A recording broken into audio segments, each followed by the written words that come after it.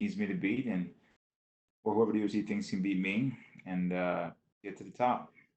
Yeah. In your opinion, I guess what do you think other adversaries that had fought Adesanya are missing to beat him? What's the key to dethrone the champ? I'm not gonna tell you that.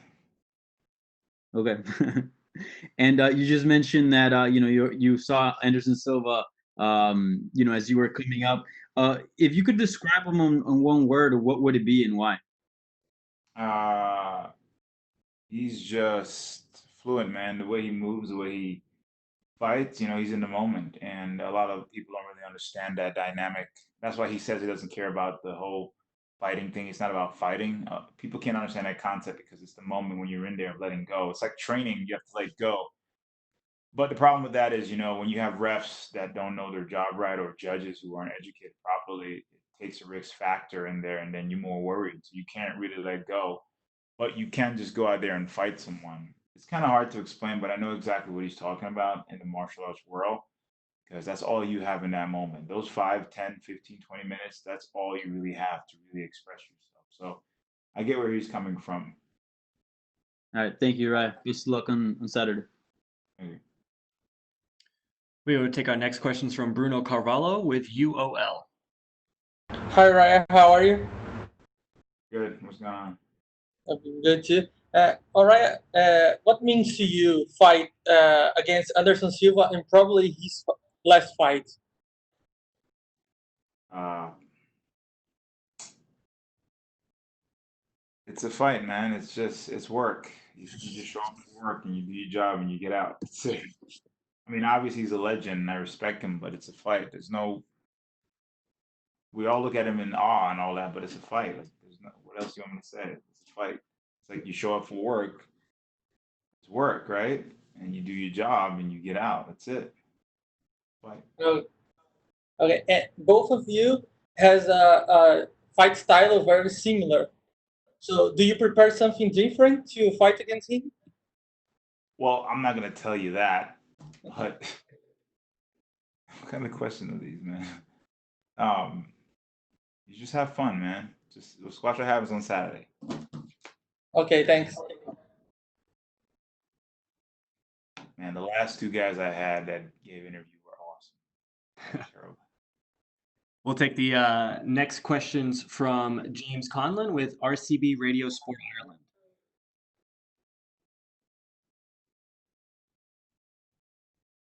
James, please go ahead.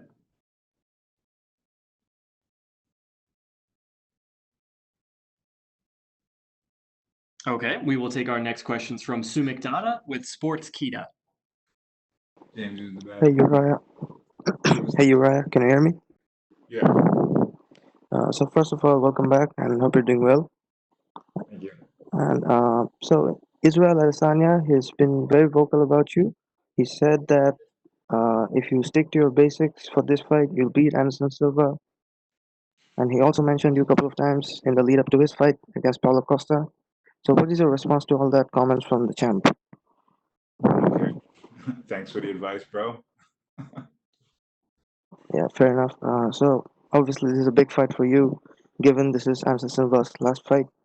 If you see yourself, where do you see yourself with the win, and what would be your goals be from there on? Where do I see myself with the win, and what will be my goals from there on? Yes, with the win over Silva this week. Leverage. Hopefully, listen, I want the champ. That's it. I just get the sport. I see where it's going. I want the champ. Give me the champ. That's it. Last question from me. Your coach said that you're ready to play the villain in Anderson Silva's retirement fight. What are your predictions for this fight, and how do you plan on spoiling his retirement? You said play the villain? Yeah, your coach mentioned that. We're gonna play the villain. I don't know, take him out. I mean, my game plan is to win. Just go out there and win, man. That's it. That's it. Well, thank you so much, and good luck for your fight, sir. Thank you. Comes up with these questions. We will take our next questions from Cote Cruz with the 4 to Win podcast. Oh, sorry, he dropped out. We will take our next questions from Pablo Santamaria with Noti MMA Ecuador. Ecuador. Hey, Uriah, can you hear me? Arriba la raza. Oh, wait, that's Mexico. What's up, man?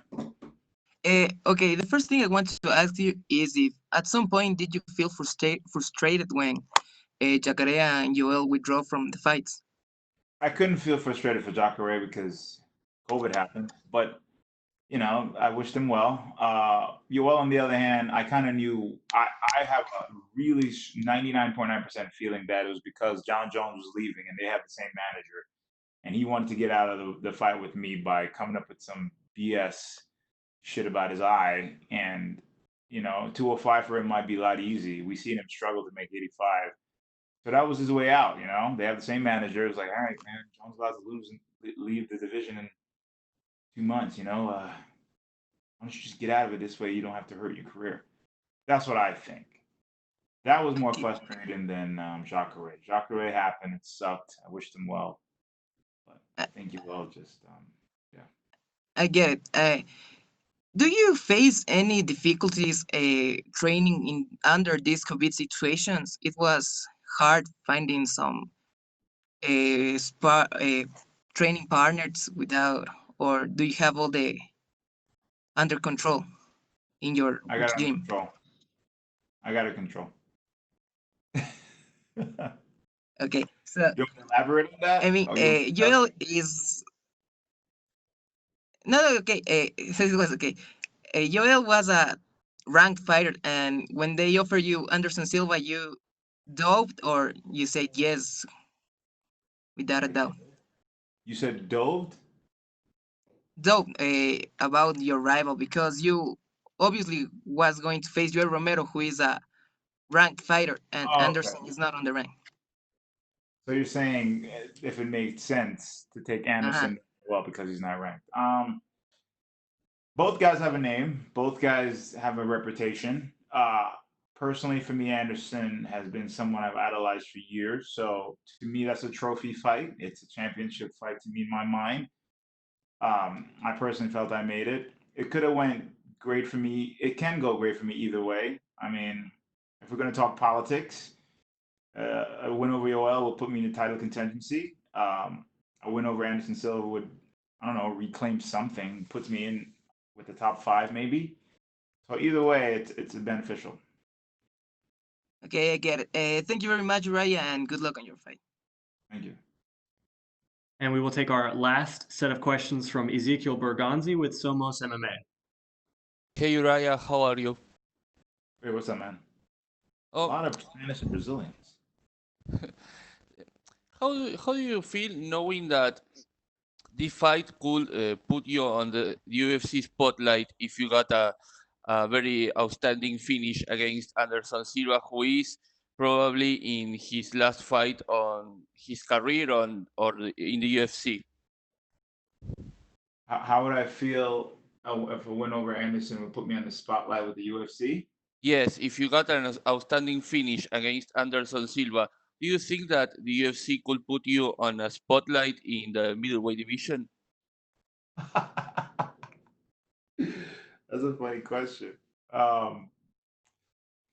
Well, listen, I'm not going to sit here and say the UFC plays favoritism. The way the UFC works, if you do a good job, if you go out there and you talk some shit, if you beat motherfuckers' ass fashionably, you're somebody. I'm not going to leave it up to the UFC to do that. You know, I'm going to go out there and do what I'm supposed to do, and whatever happens, happens. I know my goals. I know what I'm going to do. I'm not waiting for them to make a decision for me. I'm going to use the opportunity that I have, which is to go up against my opponent. And my goal, the same way his goal is to win, is to win. That's it. And after that, you know, I'm looking to gain the top 5. Whoever's in the top 5, because my ultimate goal right now is to fight the champ. I just want the champ. That's it. And do you think that if you beat Anderson, you need a one more fight to get a title shot against Israel Adesanya? Because everybody thought that Charles Cannonier was going to get the title shot, but he was defeated by Robert Whittaker. And everybody's talking about a rematch between Adesanya and Whittaker. So do you think that maybe you can have a title eliminator fight for getting a shot? With the way the UFC works, bro, God fucking knows what's gonna happen. All I gotta say is I'm just gonna stay ready. A win over Anderson is always gonna be a good thing. Wherever it puts me, if someone gets injured, I'll be ready. If they say, "Hey, you need to fight this person again," I'll still be ready. If it makes sense, I'll do it. If it doesn't, of course, I'm gonna try to fight it. But again, the goal remains the same: is to become world champion. And do you think that in MMA entertainment is way more important than sports? And what do you think about that? Ooh. I think that entertainment draws a big audience. There's a good and bad with it. It's good because it sells the fight. You go back in time and you look at a guy like Muhammad Ali, of how he sells the fight, how he's trash talking, all that stuff. You want to see him. He's entertaining, he's funny, and then he goes out there and performs his skill set, whether it's Conor McGregor or what's that Colby dude. And yeah, it brings other people in. It brings fans, like actors, or broaden the horizon of it. The thing I don't like with that is just it misconstrues a lot of things, where a lot of people don't understand the dynamics of certain fighters, where it becomes picky and choosy. It's like saying the prelims. No one fucking watches the prelims. It's like, who watches the prelims unless you know somebody on the prelims? So it generates favoritism. So there's a balance with it. The entertainment is good, but the problem that I have with the media and entertainment system is that, no one cares anymore. It's just, let's just get the story out. We don't care who it hurts. It's almost like if somebody from my team or me get tested positive for COVID, it's like, boom, let's just fucking it's like no one gives a fuck anymore. And that's why I have a hard time with the media. I personally, genuinely hate, and hate is a powerful word, media. So I'm picky and choosy with that. But hey, I can't control it. I'm just gonna do my job the best that I can. But yeah, that's it. Thank you and good luck on Saturday. Stay black. Thank you so much, Uriah. That is all the time we had for you, sir. Thank God.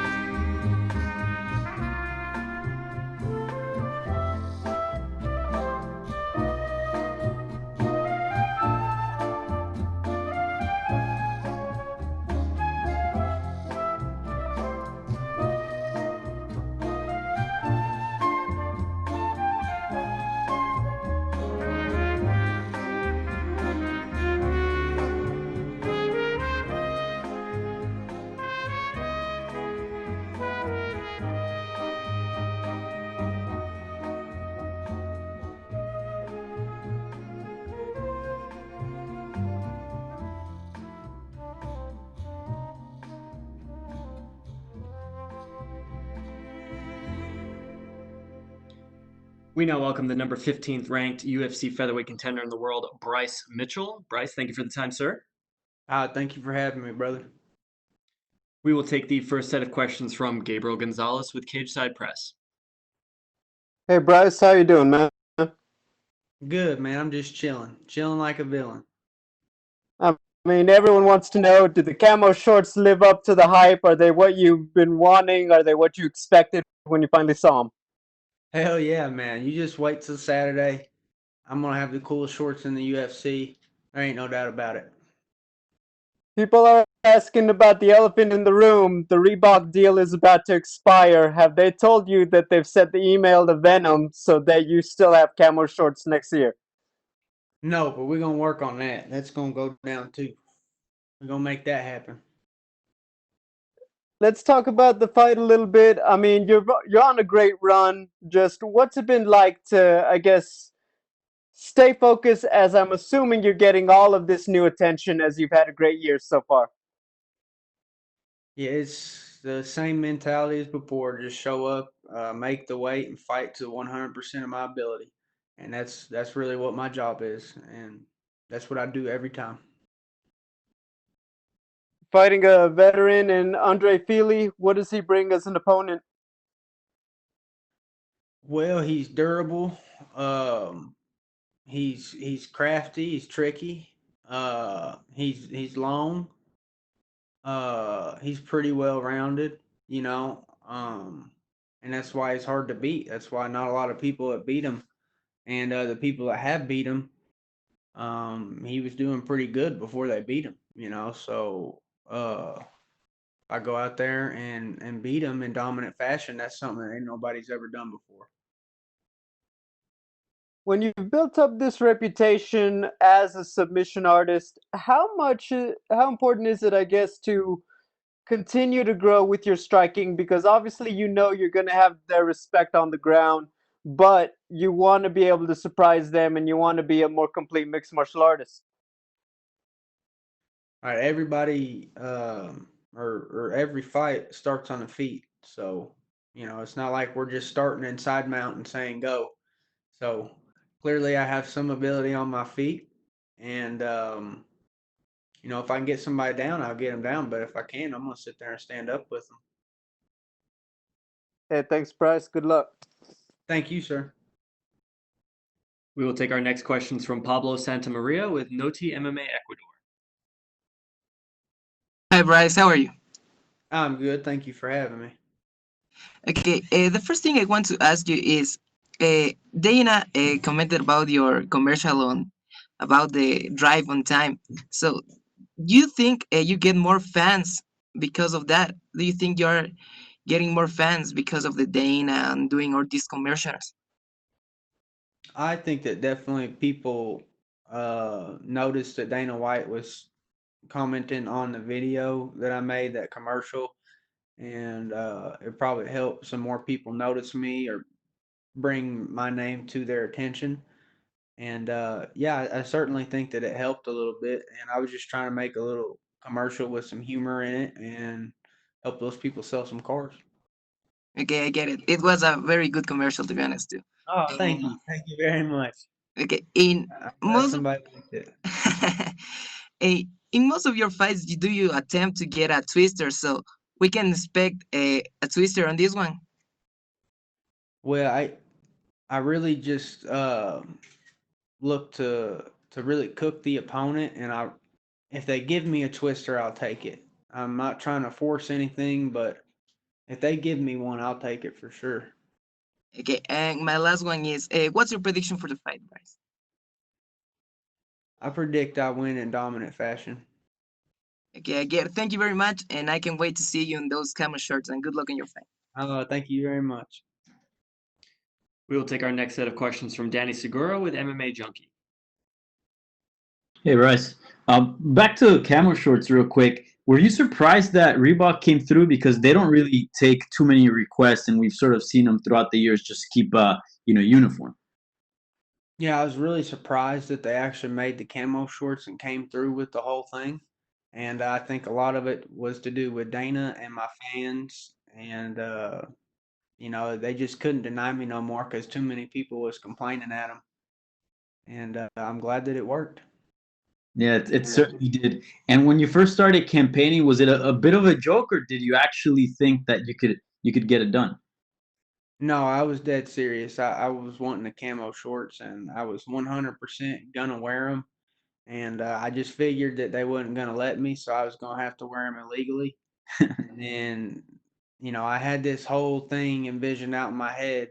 I was gonna walk out to the fight, and then they was gonna check me at the ring, and I was just gonna go boom, take off my sweatpants, and there's gonna be camo shorts in there, and I was gonna run into the cage, and there's gonna be security guards trying to pull me out of the cage, and then I was gonna be fighting the security guards, some dudes in the red vest, and I figure if I got the first hit on one of them dudes, I could probably drop one of them, and then the other one would be putting up a good fight, and then I was hoping my cornerman would jump in because there'd probably be about 3 more red suit dudes coming in, and so it'd be kind of like a little brawl going on, and that's what I was expecting would happen, and I'm really glad that that didn't have to happen. I'm really glad that they gave me the camo shorts and I could do the whole thing legally, because they probably would have sued me or definitely would have fired me. And I'm really glad that didn't happen. I'm really kind of surprised that that they got the camo shorts, but I'm happy about the whole thing. For sure, no doubt. And can you explain fans, I guess, why is camo so important to you, and if the significance behind it? Well, when I go into that cage, I sign a piece of paper saying, I could die. And so I want to do so representing where I'm from and the people that I love, everything that I love. And I can't think of a better way to do it than with a pair of shorts that says something about me. And that's what the camo shorts mean to me. They represent uh, the stuff that I love.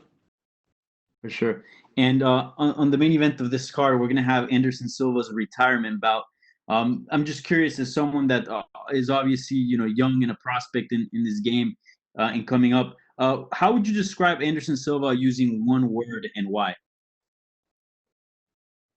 I would say masterful would be the first word that came to mind. I'm sure there's a lot of other words, but masterful would be the first word that I thought of, just because of the way that he could flow and make things that are not effortless look effortless. That takes mastery of a skill.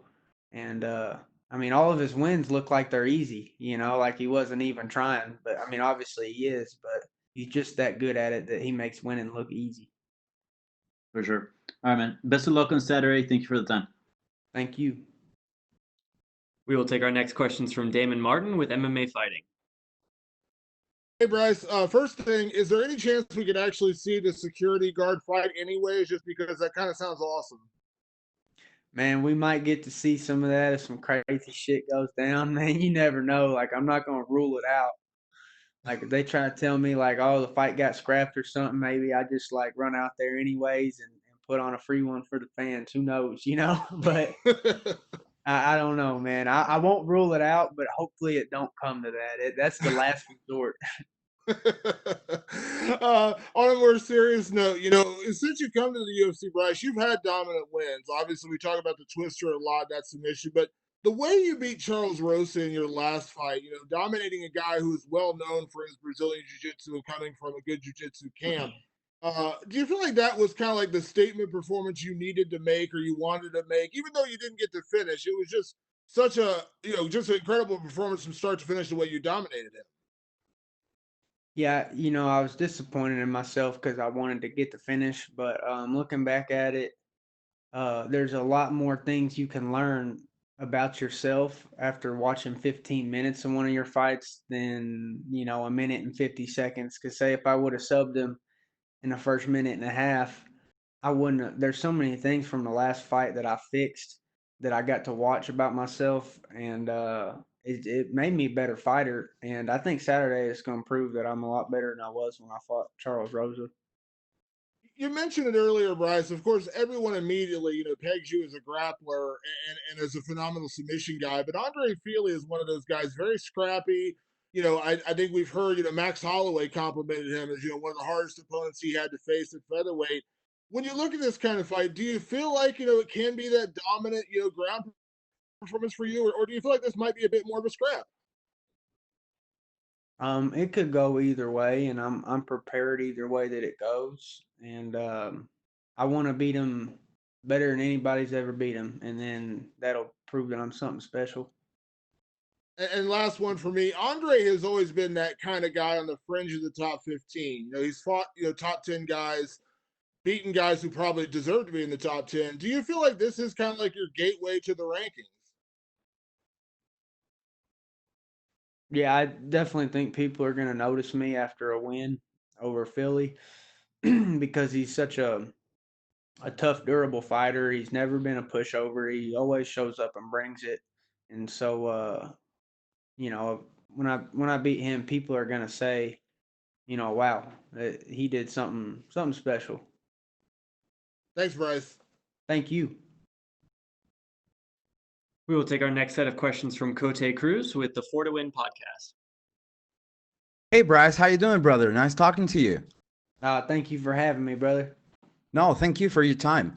In your last fight, you displayed a master class in control on the ground. You plan to keep this fight on the same way, or are you looking for something extra or different to surprise the fans on this outing? You'll have to see, brother. You have to watch Saturday, and who knows what's going to happen. I don't even know what's going to happen, but I'm going to go in there and give him hell. I can guarantee you that. One thing I know for sure, I want to see the fight with the vests too. That got me all hyped up. Personally, one of the most interesting fights in the future for you, I think it would be Kron Gracie. What's your opinion on a possible fight with him? Do you like the matchup? I think Kron's a very tough competitor, and he's also very durable. And it's a very tough fight. But yeah, I'll fight whoever they tell me to. I don't really have any control over any of that, and I'm just not gonna say no to whoever they tell me. So whoever they tell me to fight, I'll fight. I see. You're currently in the top 15 of the division with a win against Fili this Saturday. Who would you like to face next? Do you have a name on your mind yet? Yeah, I want to fight Floyd Mayweather because I'm tired of him talking all that shit. And he likes to fight these little dudes. Like his last fight was this Japanese dude who threw the fight. It's like, dude, I'm not gonna throw the fight. I'm gonna go in there and fight Floyd. And I think I'd beat Floyd's ass. And I just don't like that he talks all that shit about MMA fighters. And so yeah, if I get to pick who I'm fighting, it's Floyd Mayweather. But because I just don't like his attitude. You're becoming the best matchmaker today, man. I appreciate your time. Best of luck on your fight, and make sure to look good on those camo shirts, baby. Thanks. Thank and you, my best brother. of luck, brother. Thank Bye-bye. you, sir. Thank you. Bye-bye. We will take our last set of questions from Sue McDonough with Sports Kita. Guys, hope you're doing well. Oh, I am. Thank you for having me. So, what's it like for you to finally get the Reebok camo shorts? It's a dream come true. I mean, it's a really big deal for me, and I'm really glad that it happened the way it did, and I couldn't be any happier about it.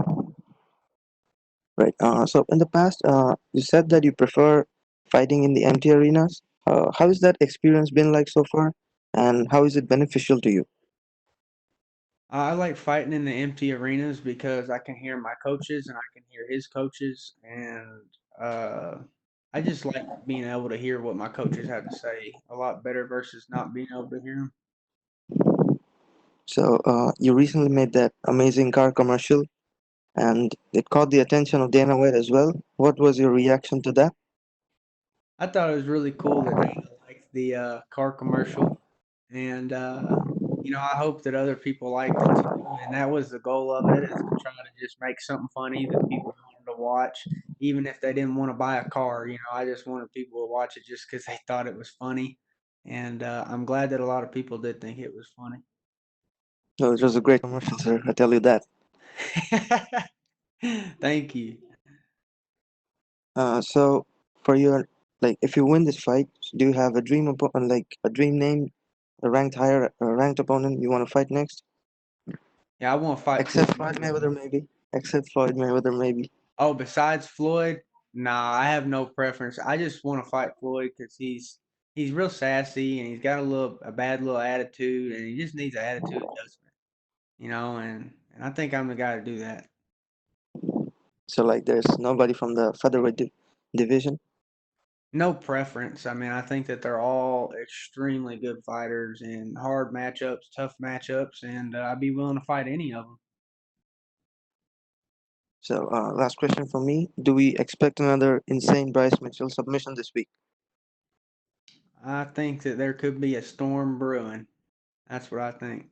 Check the forecast. We do hope so, sir. Good luck for the fight. Thank you, sir.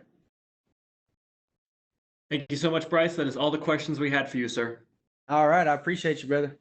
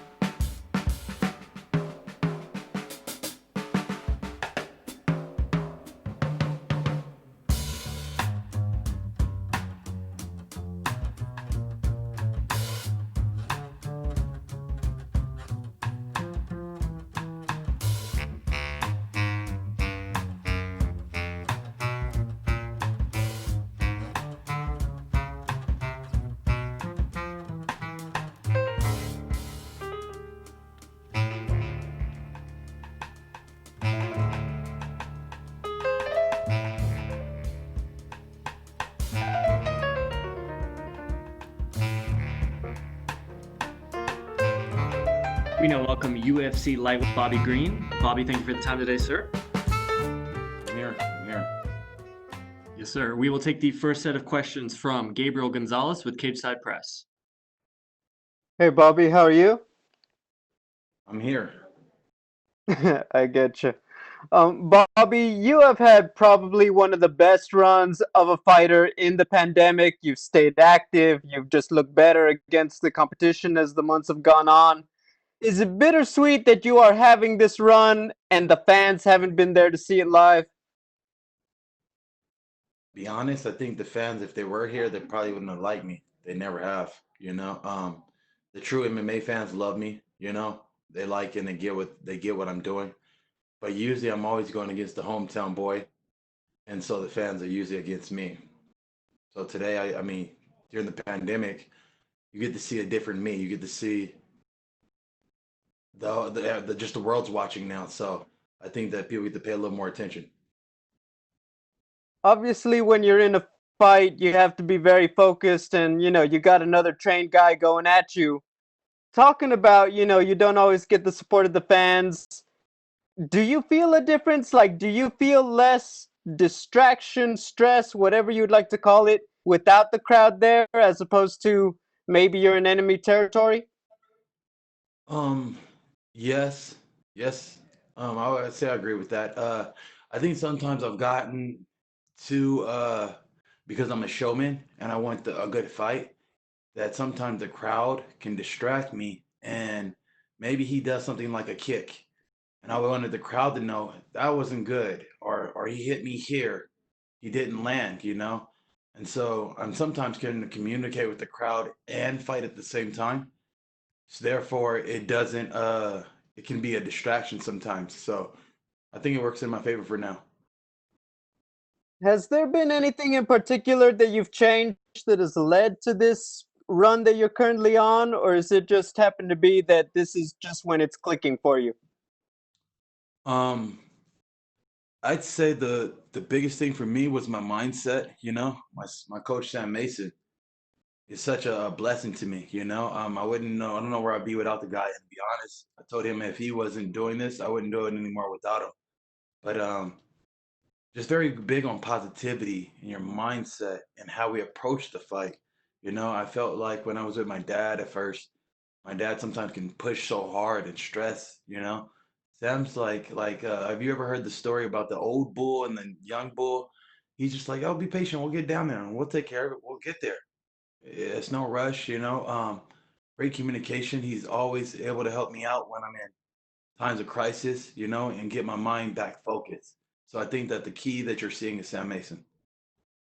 Gotcha. Final one from me.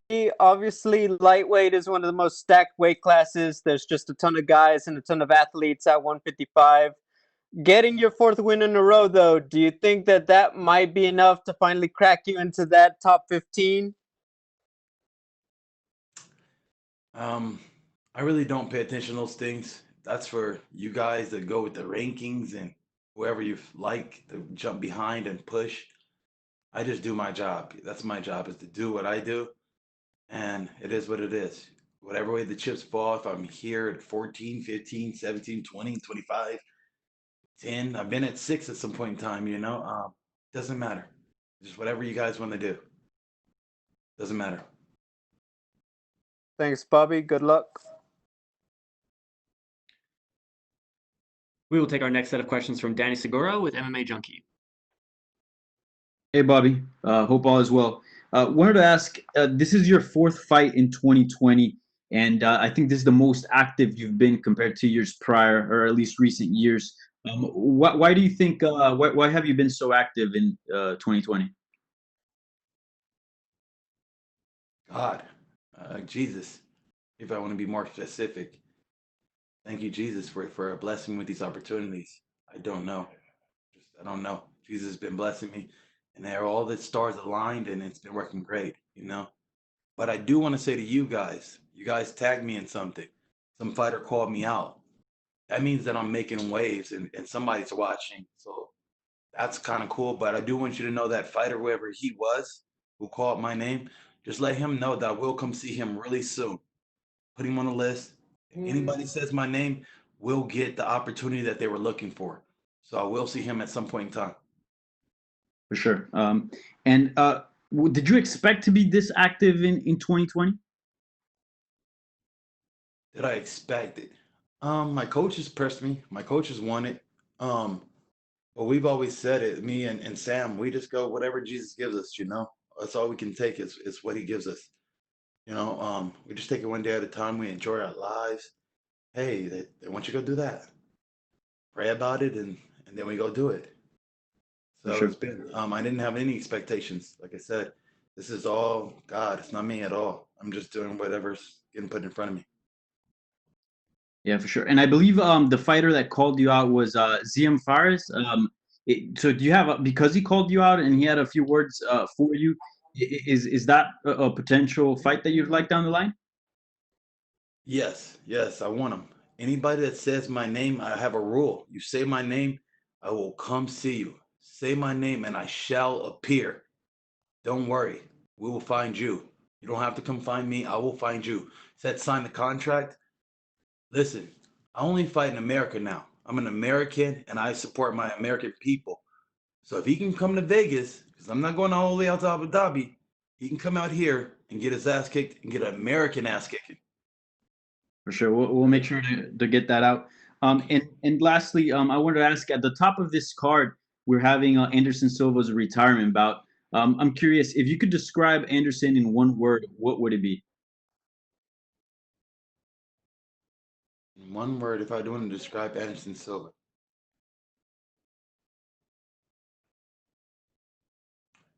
I don't know if I could use one word to describe him. I think he's maybe amazing, if I want to use that word, or blessed.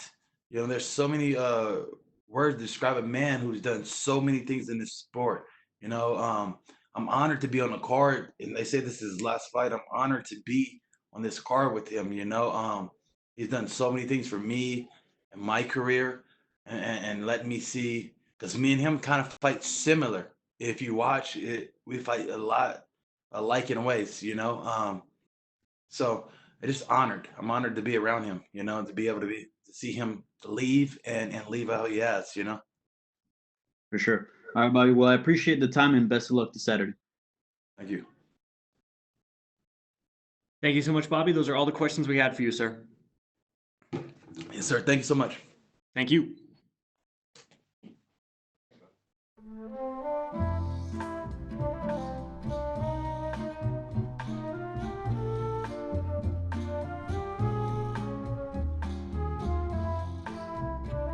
Next up, we will be joined by UFC heavyweight Maurice Greene.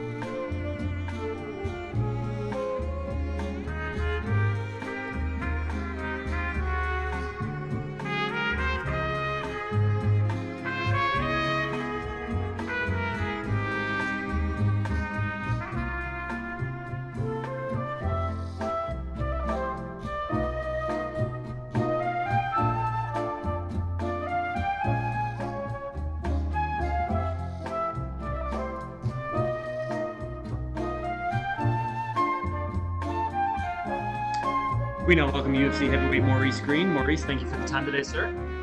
How we doing? Thanks for having me. It's always a pleasure. We will take the first set of questions from Gabriel Gonzalez with Cageside Press. Hey, Maurice, how are you? How are you? I'm great. I'm doing pretty good, man. Thanks for asking. So you know what? You sign on the dotted line to fight Greg Hardy. I'm assuming, more so than other opponents, you probably get a lot of messages and a lot of attention for the fight. I'm just wondering, what's that like when you have a fight that emotionally charges people, I'm assuming? I told myself, my teammate Juan Adams fought him, and I was talking to Juan about it, and I was telling Juan, I said, Juan, I just can't get wrapped up. I'm not saying that, I agree with it, okay?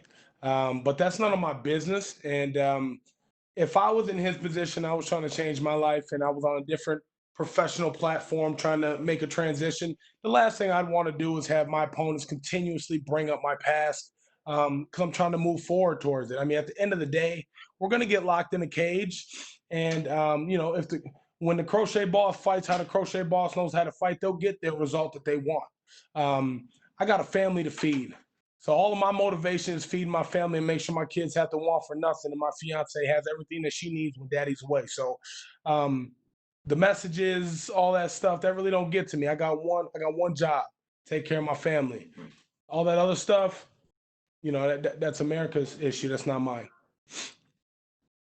I'm assuming with the pandemic and obviously quarantined at the hotel that you got a lot extra time to do more crochet work. So who has not gotten a gift yet with all the time you've had to make stuff for the UFC staff and etc.? Oh man, there's a lot of UFC staff that I still need to.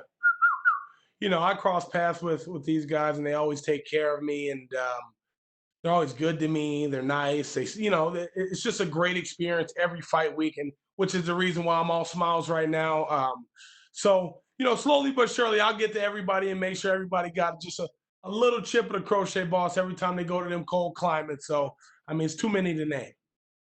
Have you been making any new stuff? Have you learned, just some new skills with all the extra time this year? Or what's up?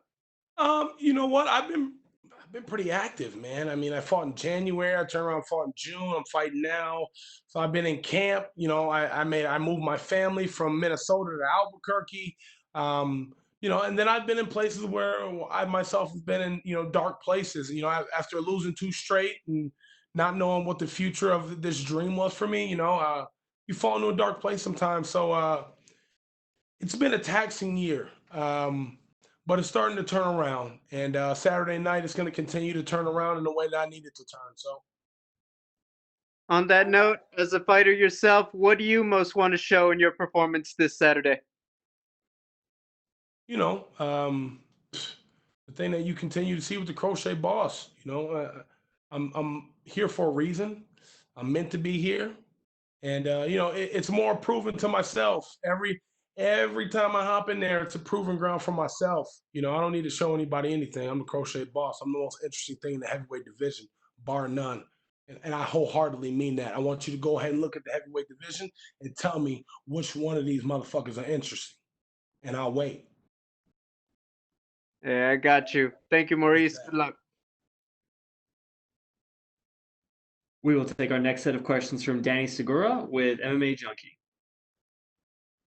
Maurice, I'm curious. Were you surprised of getting Greg Hardy? Obviously, he's one of the bigger names in the division. Were you surprised of getting this matchup? No, not at all. I mean, a matchup's a matchup to me. Yeah. Am I surprised that they gave me Greg? You know, it's not something that I thought I would get anytime soon. But hey, you know, they threw it to me for a reason. You know, they want to see the crochet boss do his thing. So the crochet boss gonna go out there and do his thing. For sure. And as far as Hardy's game, obviously this is someone that came in the UFC without that much experience, and he's kind of just been progressing as he's been fighting in the company. What do you make of his game, and where do you think his what do you think his most dangerous aspect is? We all know his most dangerous aspect is his power. I mean, that's a no-brainer. But let's go back and look at some of the guys I fought. You know, there's no way that Greg Hardy hits harder than Sergey Pavlovich. So I mean, his game is progressing. You know, I took my first amateur fight 30 days after I walked in the gym at 310 or 300 pounds after I lost 30 pounds. And then I fast tracked to pro, and I fast tracked myself to the Ultimate Fighter in the UFC. So, you know, I'm kind of on the same path, but the difference is I had no professional athletic.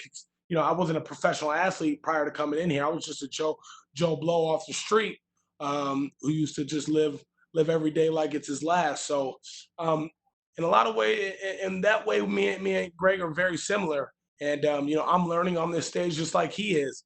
You know, you see in the Volkov fight that he can hang in there. He can hang in there with some of these big dogs, and he's not somebody to actually take lightly. I think some people take him lightly. I'm not. He has my undivided attention. He has since I signed the contract. Yeah. I mean, well, can't wait for the fight. Best of luck. Thank you so much. We will take the next questions from Damon Martin with MMA Fighting. Hey, Maurice, I know after your last fight, you talked a lot about, you know, moving your family to Albuquerque and finding a real training home in Jackson Wink. And you mentioned, you know, that you've kind of, in a way, you have grown up in the UFC, coming from the Ultimate Fighter and things like that. But how much have you grown up working with that team? Leaps and bounds. Leaps and bounds. Let's put it this way. Where I'm at today and where I was at with my last camp is night and day. Jackson Wink is the place for me. Jackson Wink has everything I need. They have heavyweight training partners, and you need that heavyweight pressure to fight these big boys. That's what I didn't really realize moving from Factory X to Jackson Wink is, you know, the lack of heavyweights at Factory X was kind of a downfall for me. And it's not any knock on Factory X. They got great coaches. They got world-class coaches. They're just not built for me for a heavyweight camp. And Jackson Wink has 7, 8 guys, you know, that are on the mats day in and day out at different levels. You got wrestlers, you got strikers, and then we got smaller light heavyweights that are a little bit bigger that also move around with us, like Christian Edwards. I mean, the list can go on. I got everything I need under one camp, and we got the greatest MMA minds under one roof too. So I think that bleeds greatness. Absolutely. To that point, you know, going into this fight, you mentioned, you know, Greg Hardy's greatest weapon is his power, but we have seen him go to a couple of decisions. You mentioned the Volkov fight, obviously his last fight as well. Do you have to like in terms of like preparing for this guy, like, do you have to be careful with a guy like this because he does have that massive power, but we've also seen him kind of be a little bit more reserved in a couple of fights? Listen, you gotta be careful with every heavyweight you fight. You and I both know this. The common denominator in the heavyweight division is one shot will end your night, no matter who the hell you are, right? So if you choose to forget that, you know, you may be going night-night. But that being said, you know, I'm not afraid to go to sleep. It happens. It happens to the best of us. You've seen most of the greats go to sleep. So if I'm going to be afraid to go to sleep, that means I'm afraid to move forward, and we're not going to do that Saturday night. It just is what it is, man. You know, you get locked into a cage, one person's going to come out a winner, one person's going to come out a loser. Where do you want to be? You just need to make a decision. I've made my decision. I made my mind up. You know, I'm out there to get a W and move forward in my career. It was mentioned earlier, of course, Greg being a former NFL player, having a bit of a name coming in. He's not a top 15 guy, but he's a very well-known guy. In a lot of ways, do you feel like this is actually a bigger fight just because of who Greg Hardy is? Even though he may not have a number next to his name, there's a lot of attention being paid, whenever he fights.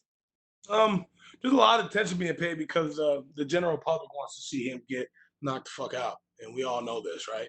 Because of his past. But I mean, I'm a mixed martial artist, so when I look at big fights, I'm looking at guys like Alexei Oleinik. That was a big fight for me, right? That's a guy who's a mixed martial artist to the core. He has wins in 4 decades. Greg Hardy's a very, very athletic guy who is skilled. He's building his skills. He's putting his tools in his toolbox, right? And we just have to go out there, and all my tools need to beat his tools, and get a little bloody and beat up in the process, because that's just how it is. And last one for me, you mentioned working at Jackson Wink and working with heavyweights. Kind of a 2-part question. Have you been working with John Jones? And as a teammate, how do you feel like John Jones is going to do as a heavyweight? I haven't yet been able to work with John Jones. But aside from John Jones, it'd be awesome if John Jones was in the building with us. But he has other engagements and things that he's working on outside of the cage that that keep him away from being in the gym. But between Juan Adams, Davion Franklin, he's in Bellator, Christian Edwards. I mean, I'm just trying to pick out. There's so many names that I can't even pick them out. I mean, there's so many heavyweights in there that give me something different, where I can learn from all those people. And, when John is ready and he's back in the gym, I'll learn. I'm sure I'll learn a whole lot of things from him, and I'll get better in a bunch of different ways. So my thing is, you can learn something from everybody, from the first day amateur to the 20-year vet. You can learn something from everybody if you want to. You just have to figure out how you got to work with them to get better and what area you're looking to get better in, right?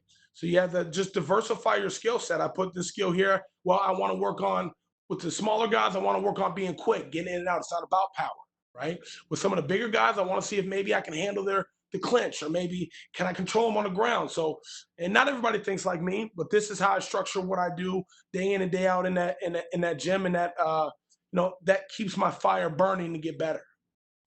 Thank you, Maurice. No problem. Thank you. We will take our last set of questions from Sue McDonough with Sportskeeda. Hey Maurice, how you doing? I'm doing great, man. How you doing? I'm doing fine myself, thank you. You're here. What's up? What's up? So, your last fight obviously was very important to you, and you reflected on it in your post-fight interview. What is the significance of this fight, and how important is this one to you? Every fight's important. Every fight is your most important fight, right? But as far as importance, yeah, it has my undivided attention. It's the most important thing that's going on in my life right now, besides my family, obviously. But in my professional career, it's the most important thing going on in my life. Greg Hardy has my undivided attention, and he has for as long as from when I signed the contract. And it's very important I go out here and get a W. And like I said, I always want to finish impressively, but my dad kind of put it in perspective. He said, Maurice, stop thinking about how much money you're going to make. Stop thinking about where you're going to be in the rankings, what they could possibly do, who you may fight next, because none of that shit matters if you don't go out and get a W Saturday night. So all I'm thinking about is going out and getting a W and how we're going to get that W. And that's really all that matters, man. That's all that matters to me right now. So, Greg Hardy's had his moments in the UFC. What do you make of him as an opponent or like as a fighter? He's building himself to be a good mixed martial artist. Greg Hardy's not trash, obviously. Go ahead, he went the distance with Volkov. He's kind of showed his worth in the UFC, and he's constantly getting better. Every time you see Greg Hardy, you're seeing something different. Every time you see the Crochet Boss, you're seeing something different. So, I guarantee you're just going to see a great fight Saturday night. a wonderful fight. We're gonna go to hell and back. Go to hell and back. We're gonna go to a deep dark place on a deep dark day like Halloween. Trick or treat, bitches. We definitely hope so. So, we've heard some interesting stories of your journey in the Ultimate Fighter. Could you share a little bit of your experience in the Tough House? As far as what? Like your experience inside the house, inside the Ultimate Fighter house? I mean, it was the hardest thing I've ever done. The Ultimate Fighter will really, it's made to break you. You know, my first day in Ultimate Fighter, when Dana walks in there, he said, "This is the toughest thing ever," and I was laughing. I really thought it was a little bit of a joke. Like, how can this be tough? We can have whatever we want. But in the beginning, it's like a new relationship, right? Everything is great. But once you start getting towards the end, it starts to get tough. It wears on you, especially when you got a family and you're used to being able to vent to somebody. You don't get all that. It really brings out the best of these athletes. And that's why you see these guys on Tough come from Tough and even not being a winner of Tough or still have successful runs in the UFC. It takes something special to be on that show. And I tip my hat off to every man and woman that has went through that process, because most of them are still in the UFC or have been in the UFC for some sort of time. So, I recommend it to anybody coming up. It really gives you a good idea of if this is what you want to do for the rest of your life or not. And what was your experience working like under Kelvin Gastelum? Calvin Gastelum, Coach T, Corey Kelly, and all the coaching staff. In addition to Uriah Hall was there with us for a lot of the time as well. They were fabulous, man. You couldn't ask for greater coaches. You couldn't ask for a team of coaches that cared about what our future was after Tough. You couldn't ask for a better team of coaches in comparison to the other side of the spectrum and what they got. Some of those guys wanted to come over with us. So I'm still to this day very grateful for Calvin Gastelum and all the coaches, and I still talk to all of them a lot. So it was a great experience. It changed my life tenfold. So last question from me. Sometime back, you did a little Q&A session on Reddit where you mentioned that your MMA idol is Anderson Silva. So what is it like for you to share this card with him and, knowing that this will be his final fight? I mean, I'm not sharing the card with them. This is his card. This is his. He's sharing the card with Uriah is kind of how that's happening. We just know the fight on the card. I mean, I think that's awesome that I finally get to meet him. I've been in the UFC now going on November 30th to be 2 years. My 7th outing in less than 2 years, and I haven't came in contact with him. So I told him earlier today, like, "Hey, you're my idol. I need a picture before we depart here." But it's pretty special for me, I watched a lot of old Anderson Silva fights. I watched his YouTube videos, and even before I had a coach, I used to go running in Chicago, down Lake Michigan. I used to live in right off Clybourne and Fullerton. I used to run Fullerton all the way down to the lake. And I used to run down Lake Michigan, and I used to shadow box and all that stuff. And a lot of that shadow boxing and what I was doing was from what I saw on YouTube before I actually had a real coach. And it'd be nice to just get a picture with him for him. And he may not have time to talk to me with this COVID, going on, but a picture would be nice. And it's a bonus to be here at his retirement fight if that's what he's doing. Well, that's very cool, and I wish you all the best for this fight this week. Thank you so much. Thank you so much, Maurice. That is all the time we had for you, sir. See you guys Saturday. We going to hell, baby.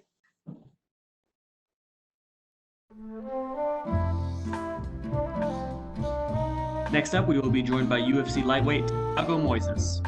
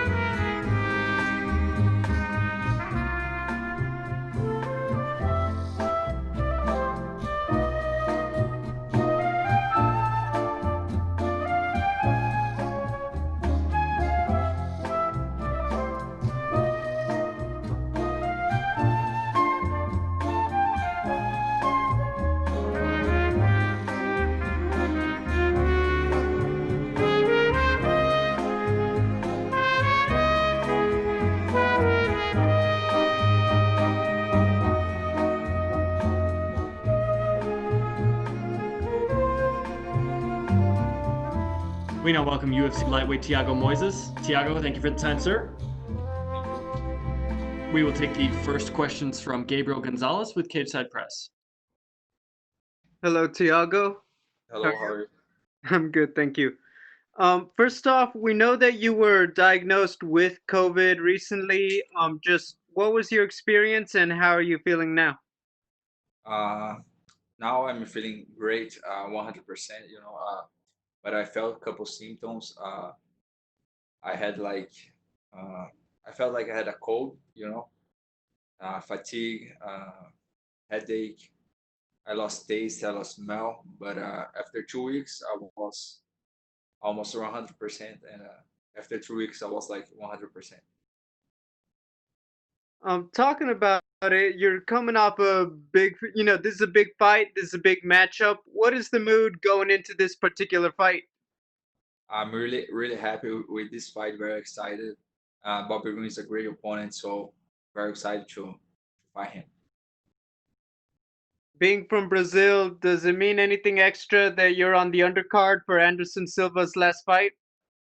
Yes, for sure. It's an honor for me, fight the same day as Anderson Silva, especially the day that he's going to do his last fight. He did so much for the MMA and MMA in Brazil. I'm a big fan of him, and just extra energy, for go there and perform at my highest level. Do you have a favorite Anderson Silva fight or performance? Yes, I do.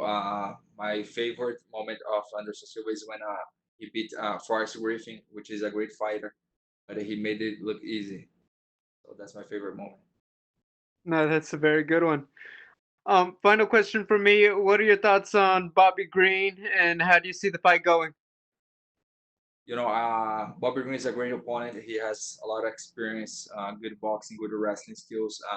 But I see myself finishing him. That's how I see the fight going. Thank you and good luck. Thank you. We will take our next questions from Cote Cruz with the 4 to Win podcast.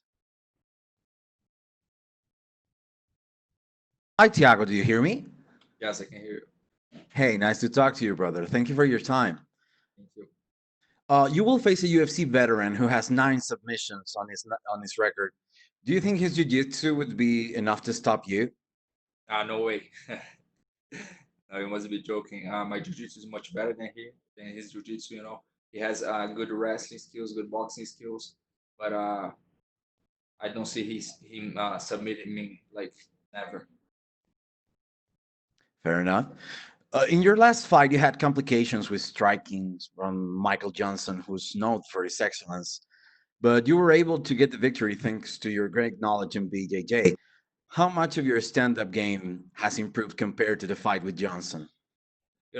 Johnson has great striking skills, but he's very fast also, and I think I respect him too much. That's why I got in that position. This put me a little bit trouble.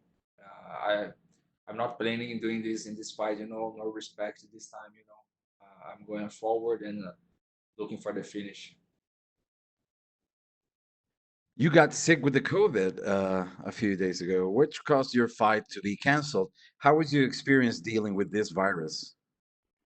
I had a couple of symptoms. I felt like I had a severe cold. I had headache, fatigue, lost smell and taste. But after 3 weeks, I was 100%, and I was like training already, doing everything normal. So fight camp went normal, went great. I'm feeling good, great shape. So I'm ready. That's awesome, Thiago. If you have a message for your Latin American fans, I would like to hear that because I'm from South America too, brother. Even though I speak English, I'm from Chile. We're close by. So if you want to say something to the South American fans. I just want to say thank you guys for all the support. I represent you all, even I'm Brazilian. I represent all the South America, and I can't wait to represent on Saturday. Best of luck on your fight, Thiago. Thank you for your time and best of luck. Thank you. I appreciate it. Thank you. Thank you so much, Thiago. That looks like all the questions we had for you, sir. We appreciate the time. Thank you. I appreciate it.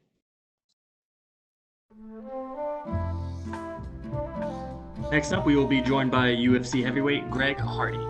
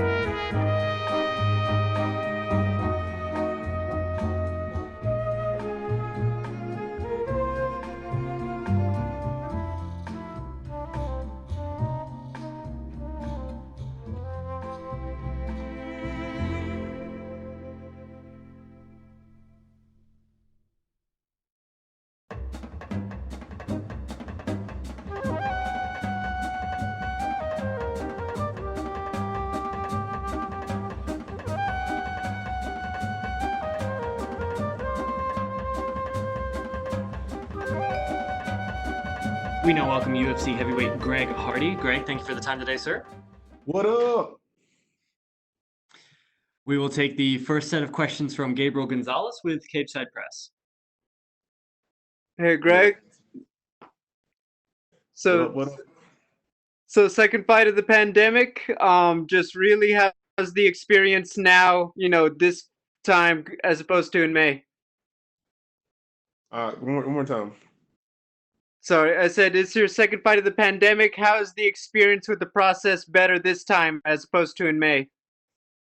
You know, all around, both times were amazing, man. You know, when you're part of a well-oiled machine, dude, you know, things just go the way they're supposed to. But this time it seems like they got everything in order. Everything's running a little bit more smooth, and of course, I get to come to Vegas and hang out. So, you know, it's a awesome transition all the way around for me. This you know, we're used to seeing you be quite active. This is a bit of a big gap between fights for you. Can I ask just what have you been working on in the last few months that you can reveal? Everything, man. You know, it's not a surprise. Prince of War as a fighter always comes back as a whole different fighter, you know, and you know that's what you're going to get, whether it's a 2-month break or a 22-day wait. But I'm super sad about not being able to fight, you know, back to back. A couple things happened, a couple opponents pulled out, but you know, we took that time to just enhance on my overall MMA IQ. And I think we haven't had a lot of time to build on that, and that time allowed us to add on that and add a couple of people to the team that, you know, I feel like are a necessity. Final question from me, just what are your general thoughts on Maurice Greene as an opponent? Good guy, tall, lanky, got a lot of weapons. Feel like he's an ideal opponent for, you know, going in there and putting on an entertaining show. Thank you, Greg. Yes, sir. We will take the next set of questions from Cote Cruz with the 4 to Win podcast. Good afternoon, Greg. Nice talking to you. Yes, sir. Pleasure. They say you learn more from your defeats than you do from your victories.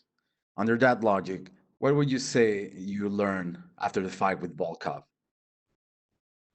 Yeah, that one was a learning experience for sure, man. I think I learned how to be a fighter. You know, that was one of my first fights that I had to actually make adjustments in fight. That I had to deal with pain, deal with you know, broken hand, all kinds of different things, and like just pull through adversity and make adjustments.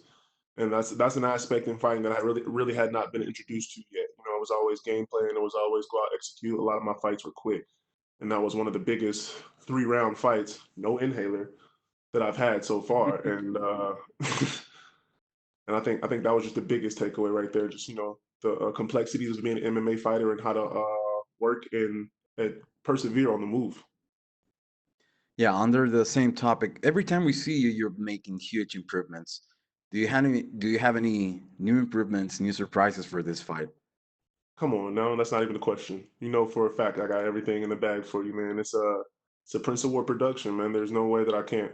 We've been especially with what, like 6 months off, dude. We've been in the bag entertaining in ways that I probably won't even pull out this fight. So just know that in the future we got some crazy stuff going on, man. I'm not human. I'm a special, one of the best, sickest athletes on the planet.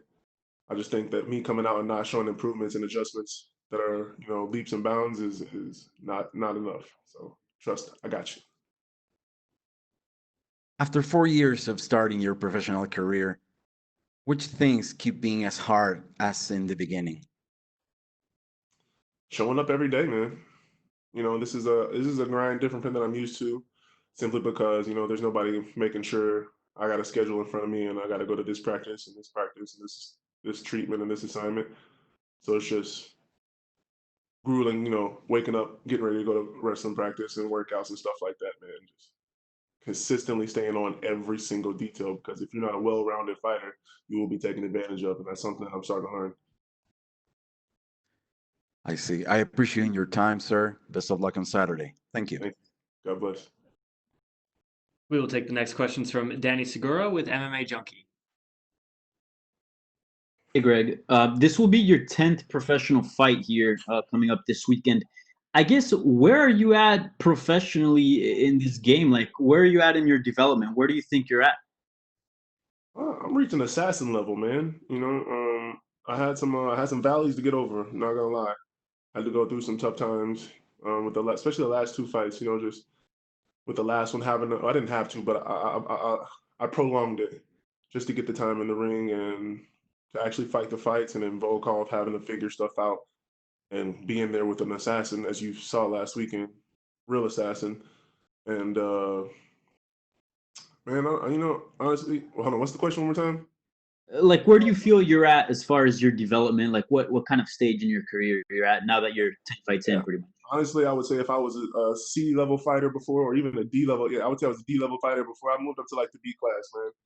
And I've added some tools and I've added some knowledge to where I'm about to start finishing fights and headhunting. Looking for a number beside my name. It's time. Yeah.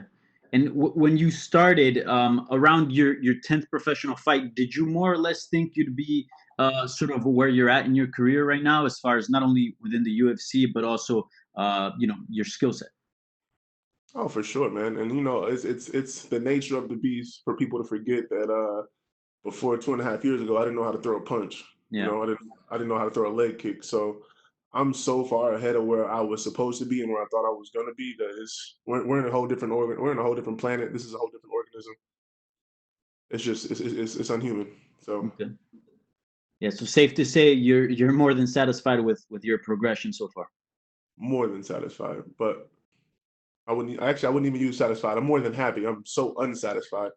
Mhm. I want to take it up a couple of notches because I'm starting to realize to get to that gold level, man. By this time next year, we need to be a top rank level. We need to be top 10 talent. We need to be moving as if I've been here for 10 years.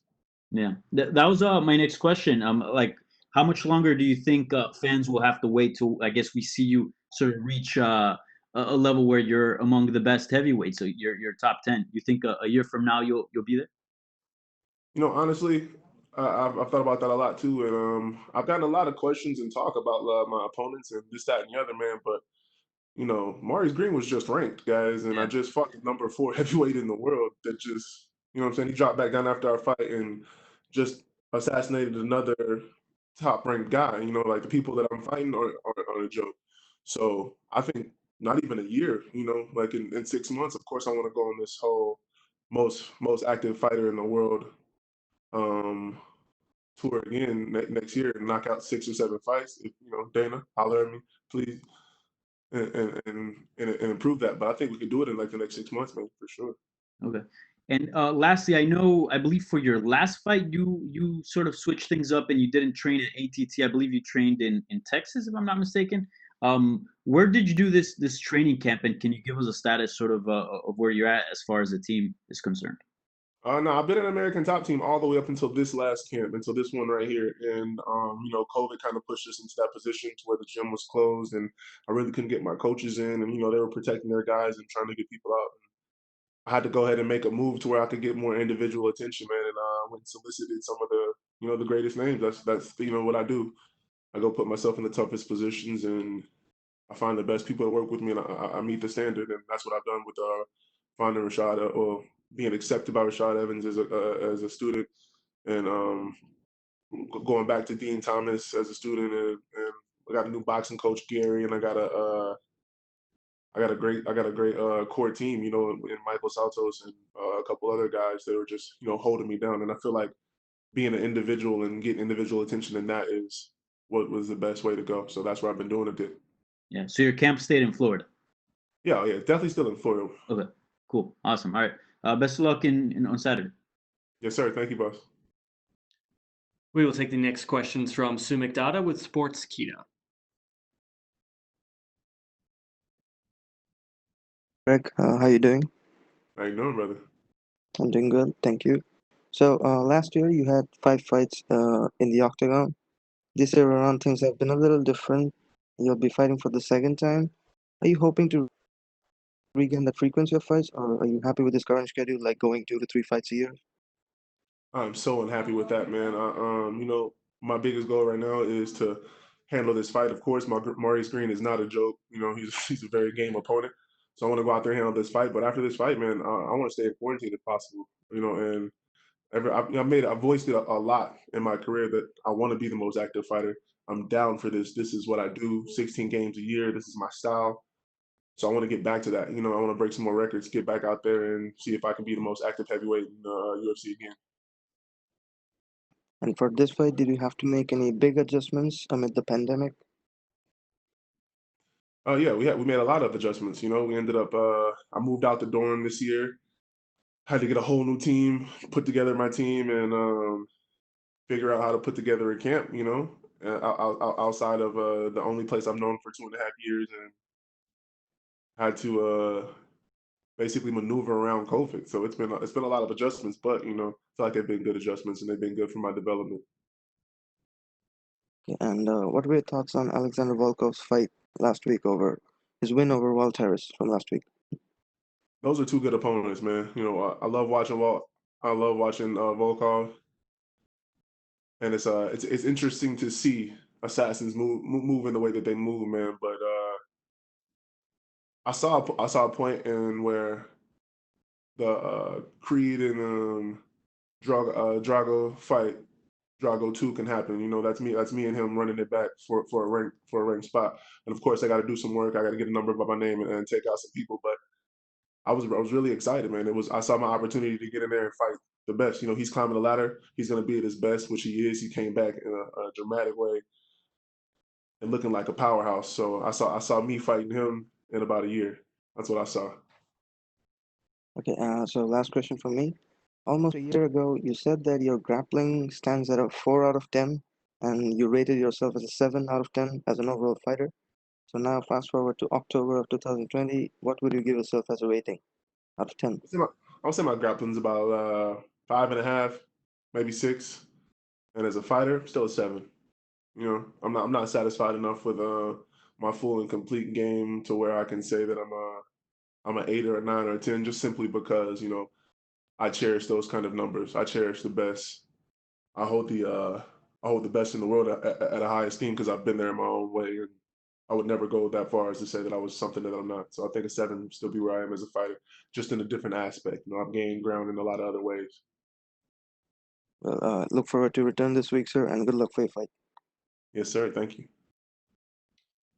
We will take our next questions from Damon Martin with MMA Fighting. Hey, Greg. Obviously, you've been an athlete your entire life and a multi-sport athlete before you eventually chose football. But I'm curious, now that you've had a couple years in MMA and you sound like you really love it, would you say you love MMA more than maybe you love football, or are they still kind of even in your head? Ooh, I mean, I'm about probably to say they're still even, man. Just because there's nothing like the ball. There's nothing like that pigskin. putting on pads, camaraderie, this, that, and the other. I want to get into it, but I might tear up. I don't want y'all to see me like that. But as far as MMA goes, dude, I'm falling in love with it. I would say it's taking the #1 spot simply because it's that new love. We just met, just took her out to dinner, just met her parents. I love everything about her. Definitely about to pop the question that I don't know how to do it yet. This is my baby for sure. Considering how many years you played football, you love football, is it kind of crazy to think about finding something like MMA that you're falling in love with all over again? Considering you put so much of your life into one thing, now it seems like you kind of got it's Greg Hardy 2.0.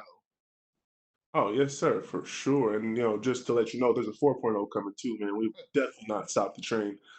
But you hit it right on the head. You hit the nail right on the head, man. I put so much in my life and my energy into football. That's where my passion comes from. It is my life. It has been my life, and it will never stop being my life as far as the things that it has instilled in me.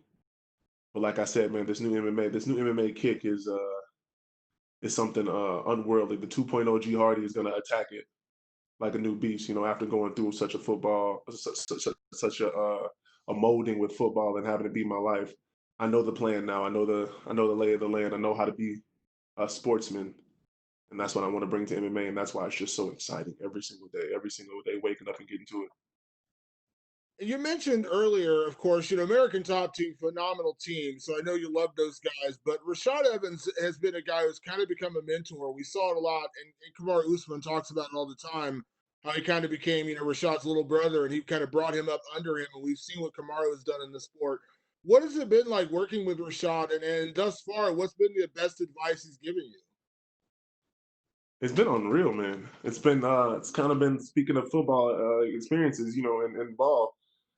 My whole career, I've only elevated myself until I've been around the best, and I've gotten to speak with the best. The best defensive ends, the best coaches, the best quarterbacks, the best everything.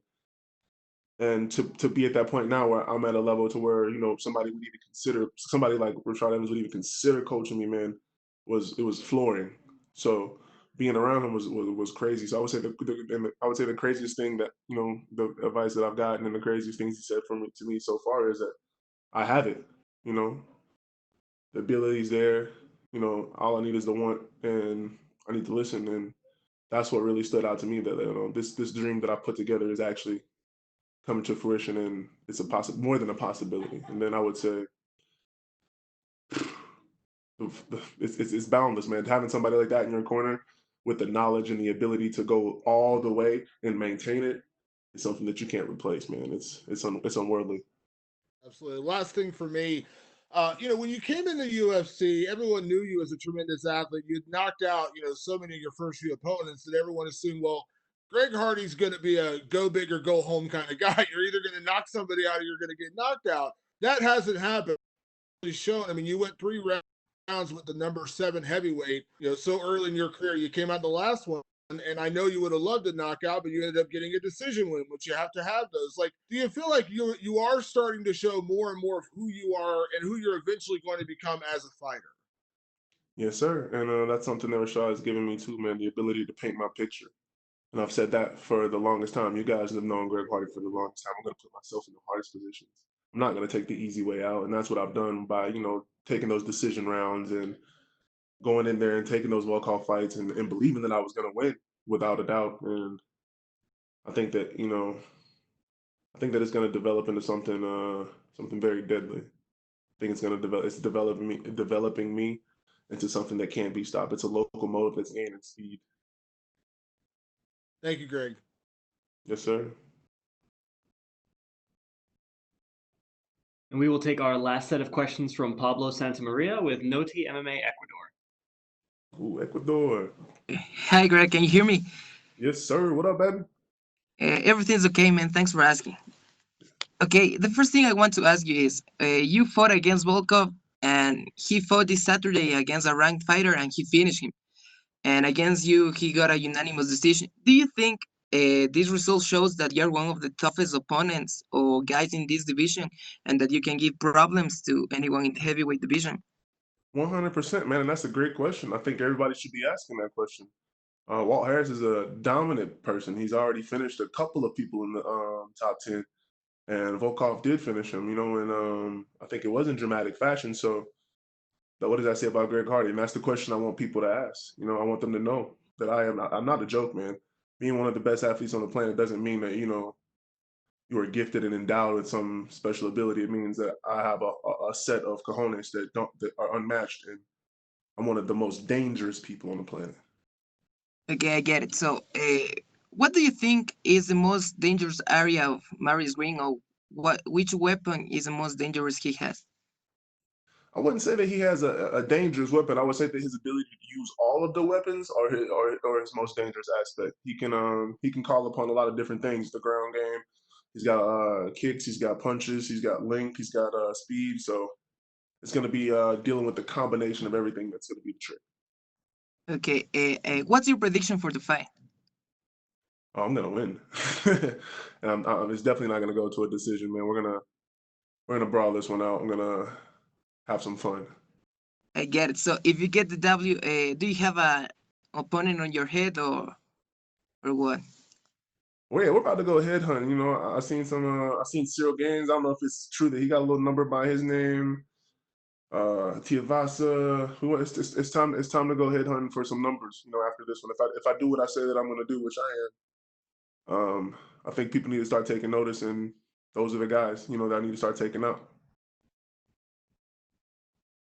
Tiberium, all Okay, of get them. it.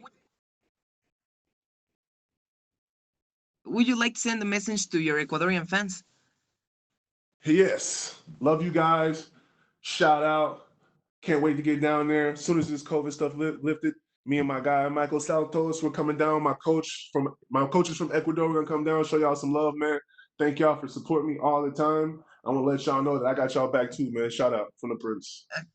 Okay, thank you very much, Greg, and good luck on your fight. Yes, sir. Thank you for calling. Thank you so much, Greg. That is all the time we had for you, sir.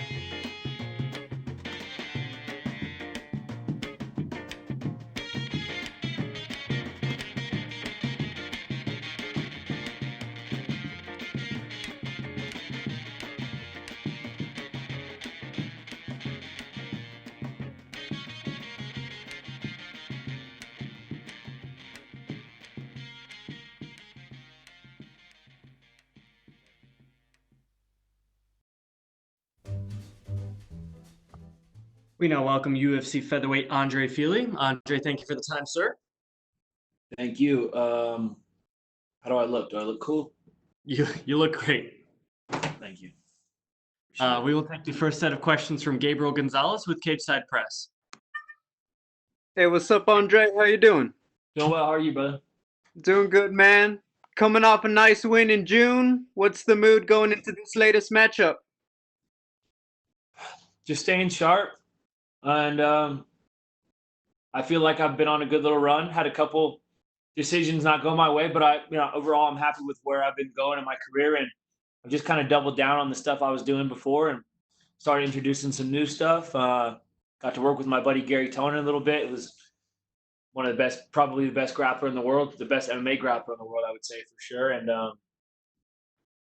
incredible grappler. So I got to work with him a little bit and just kept improving on the things that I think make me the best and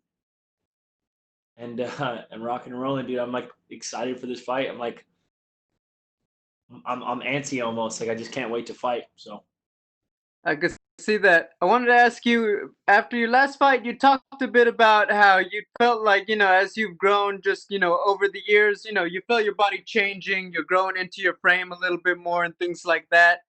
You're feeling stronger. Have you felt like your style has naturally changed, feeling that physical change inside yourself? yeah, I don't know if I think the biggest change is growing into my frame. I feel stronger. I'm a better athlete.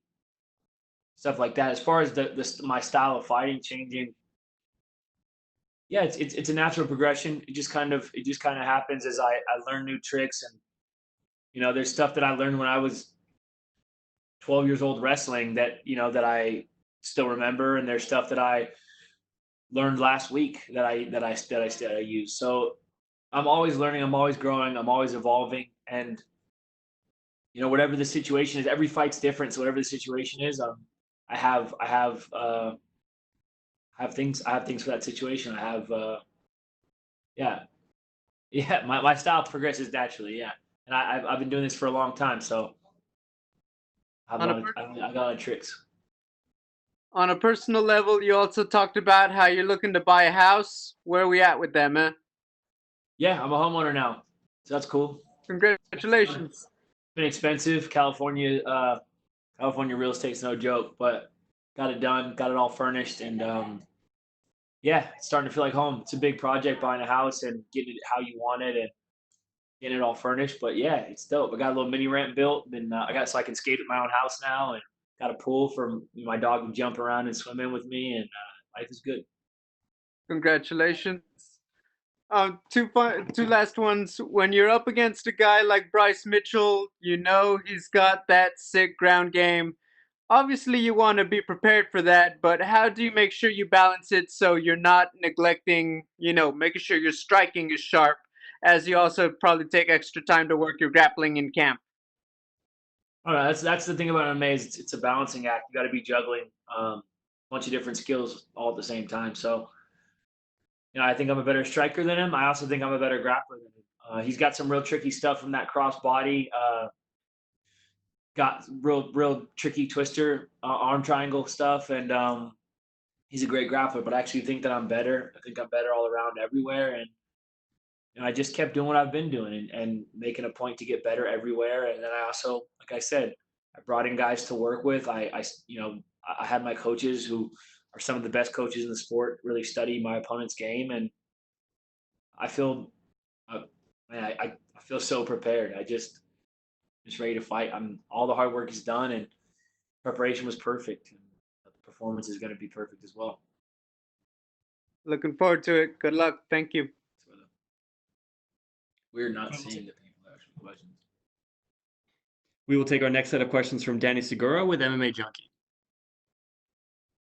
Andre, I just wanted to pick up on something you said. You said that you brought in Gary Tonin. Was it specific for this bout, or were you guys working prior? We had worked before. I went to New York last time, and then it's both things. Like we worked before, and I consider him a friend, and he's a good guy and obviously an amazing grappler. But I brought him in to work some specific stuff for this fight. The way that he breaks down the grappling game is, I've never seen anything like it, man. Like honestly, I've never seen anyone. Obviously, he's. I think Flow Grappling has him ranked as the #1 grappler in the world right now. So obviously, he's an incredible grappler, but also his mind for grappling, not just his own grappling, but for breaking down other people's grappling and for teaching grappling and just everything, man. He's on another level. So having him was a huge asset. I feel extremely prepared, and yeah, I'm thankful to have friends like Gary. Thankful to have my team, Team Alpha Male, Danny Castillo, Fabio Prado, Chris Holdsworth. All the people who have helped me with my grappling over the years. So Yeah, for sure. No doubt Gary's one of the best. Plus, he's got some solid MMA experience now. So was it one of those things where they called you up with Bryce Mitchell and immediately you're like, all right, I got to hit up Gary for this bout? Yeah, I mean, yeah, I guess so. They hit me up for Bryce, and I immediately said yeah because I love that matchup. He's got a lot of hype around him right now, and he deserves it. He's 13-0, so yeah. I mean, I was excited right away when they gave me the name, and then it just made sense to bring out Tony. And he's the best grappler in the world, and he's a buddy of mine, and he's also a featherweight, and he's got one of the best jiu-jitsu minds in the world. Just made sense, and I just bought a house, so I got a guest room for him to crash in, and nice. Just made sense, it wasn't like anything. It wasn't like a crazy moment where I was like, I got to get him out here. It was just like, why wouldn't I do that, man? He's the fucking best. Yeah, for sure. And Bryce, I believe he's ranked number 15. You think a victory here will put you back in the rankings? I mean, you're on a nice run in your recent performances. I don't know. It's hard to talk about. I don't want to sound douchey, but I just don't care about the rankings anymore. They're made up. They're arbitrary. Like other sports, the rankings go off of how well a team is doing that season in the sport, or they go off numbers or stats. In fighting, the rankings are basically people's opinions. People who don't fight but watch fighting for a living, their opinions. Yeah, the only real rank that matters is champ, and then I guess whoever gets to fight the champ. So champ and #1, the only ones that really matter. Everything else is just kind of made up. And I think I was ranked 15 briefly, but I've fought the best guys in the world. I beat the #11 guy in the world on 2 weeks' notice. I don't know. It doesn't mean what it used to mean to me. The only thing that matters to me now is winning fights, getting paid, making my people proud. Winning a fight, getting paid, making my people proud. That's the checklist for me, man. The numbers and whatever other shit is, it's all icing on the cake, I guess. I'm not that worried about it, man. Yeah, for sure.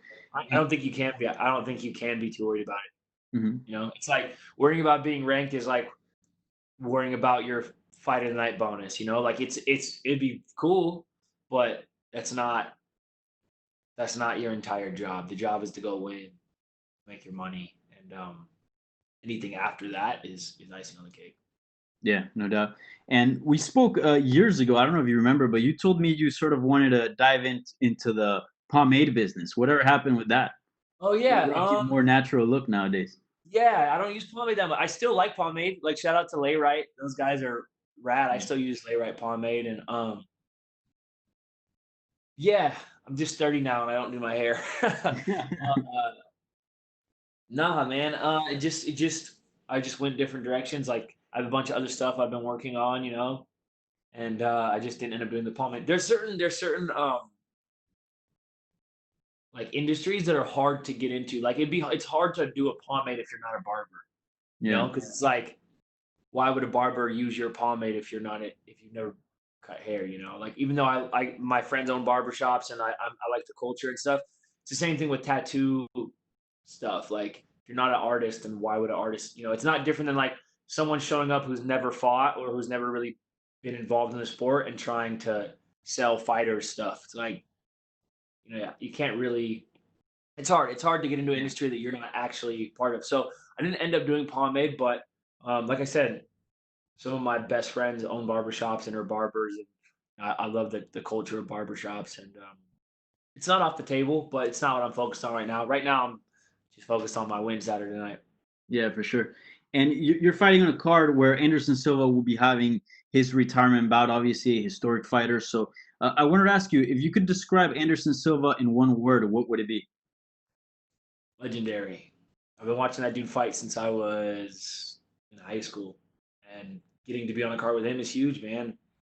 It's a pretty crazy. I try not to overthink things. I try not to like focus on really anything but the fight. I'm just take it as it comes. Keep in mind that the fight is the only thing that matters. But that's one of the things that kind of makes you stop and look and be like, damn, like I'm co-main on Anderson Silva's last fight, like his retirement fight. I get to be the co-main event, like and Uriah Hall is a buddy of mine, and he's a good guy, and he gets the opportunity to fight a legend like that. And it's just cool, man. It's cool to see. It's cool to see things like that, and it's cool to be a part of it. And it kind of makes you stop and step back and realize like what a blessing all this is to get to do what you love and watch guys that were your heroes in high school and be on the same card as them, and to be a part of this is something special, man. Yeah, I'm super thankful. Yeah, and lastly, favorite Anderson Silva memory or moment?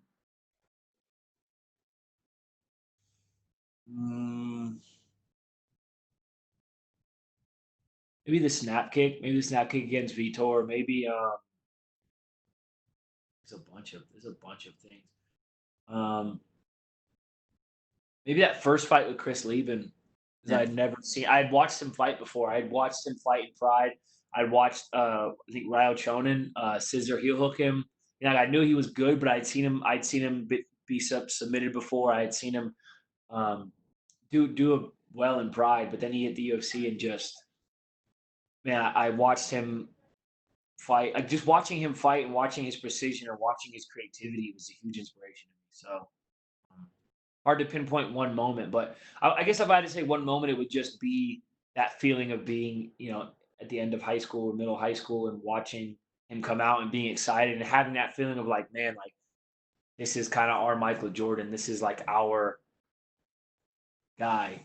For me, that was to sit around with your friends and watch that and be excited and like, it was something I look forward to when I was young, and it's something I look forward to now, being on the same card as him. So it's cool. Yeah, I'm looking forward to your fight. Best of luck this weekend. Thank you. We will take our next set of questions from Cote Cruz with the 4 to Win podcast. How's it going, sir? Great. Thank you for your time. In your last two fights, they were very competitive and ended in a decision, which it kind of always involves a little bit of controversy, right? I imagine that this time you will not try and leave it in the hands of the judges. How do you feel this little streak of decisions, one for you, one for the other guy, how do you feel this will affect your approach in this particular fight on Saturday? Doesn't affect my approach.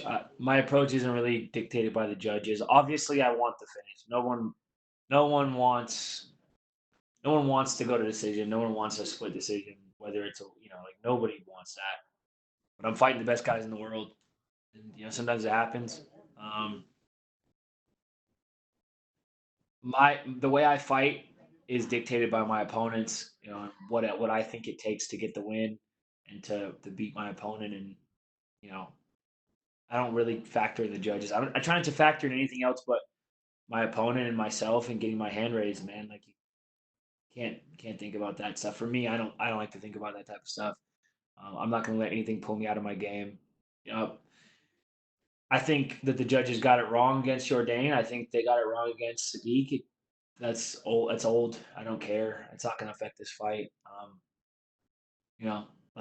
And when I say the judges got it wrong against Jourdain, I mean it was a unanimous. I don't think they should have been a split. Let me clarify that. I think I think that a split is fair against Sadiq, but I think I won. The decision against Jourdain, I think, was obviously a unanimous decision. I think I controlled almost every moment of that fight. And I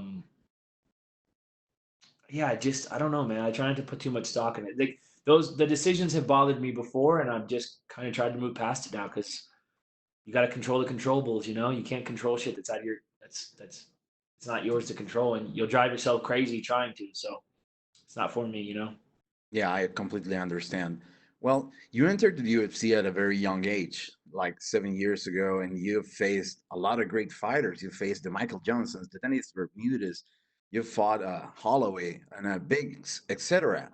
How do you think this experience will help you? How this collides into the last fight?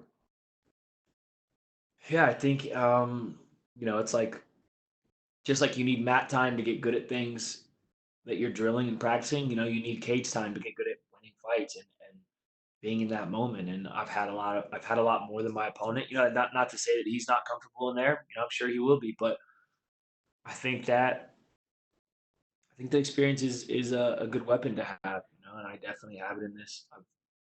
I've had my highest highs and I've had my lowest lows, and I've gone right back to having the highest highs again, and it's all been in that cage for everybody to see. And you know, Saturday won't be any different. I'm just gonna get my hand raised, and you know, you guys will see me win again. It'll be more decisive. It won't be a decision. It won't be this. It won't be that. There won't be any controversy. But like I said, I'm just focusing on me and not my past opponents, not my opponents' past opponents, not my decisions, not his finishes, not my finishes, not anything else but me, myself, and I. Just winning a fight, you know. So that's been a huge change for me. Is just this singular focus of I don't really care about anything else but myself. I see. Your opponent, Bryce Mitchell, has become known for his great ground game. You in your last fights have been more of a striker lately. Um, do you have any visions for the fight and keeping it standing, or are you trying to make a point in this fight and try to beat him at his own game? Wherever the fight goes, I'll be ready. I got something for every position, and I'm gonna dictate the entire time. I'm gonna do whatever I want, honestly, and it's a feel thing. You know, I go off feel. I don't like to set real strict game plans. You know, there's a few things I need to watch out for. He's got a really good uh, back take, crossbody attack. He's got some real good tricks, but I'm gonna do whatever I want. I'm gonna beat him everywhere, and I'm confident and I'm ready, and the preparation is done. So it's just time to have some fun. Thank you so much for your time, Andre. Best of luck in your fight. I Thank you. appreciate it. No problem. Appreciate it. And we will take our last set of questions from Pablo Santamaria with Noti MMA Ecuador. Hi, Andre. As an Ecuadorian, I want to ask you, like, for how much time have you been friend of Chito? Is this Cheeto Vera himself? No. I have been friends with Cheeto for I don't know, 5 years, 4 years, maybe 5 years. Okay, that's awesome. So, uh, talking about the fight, do you feel excited of taking the O of an undefeated fighter that has a lot of hype? Are you sure this isn't Cheeto? Beating an undefeated guys. It's exciting.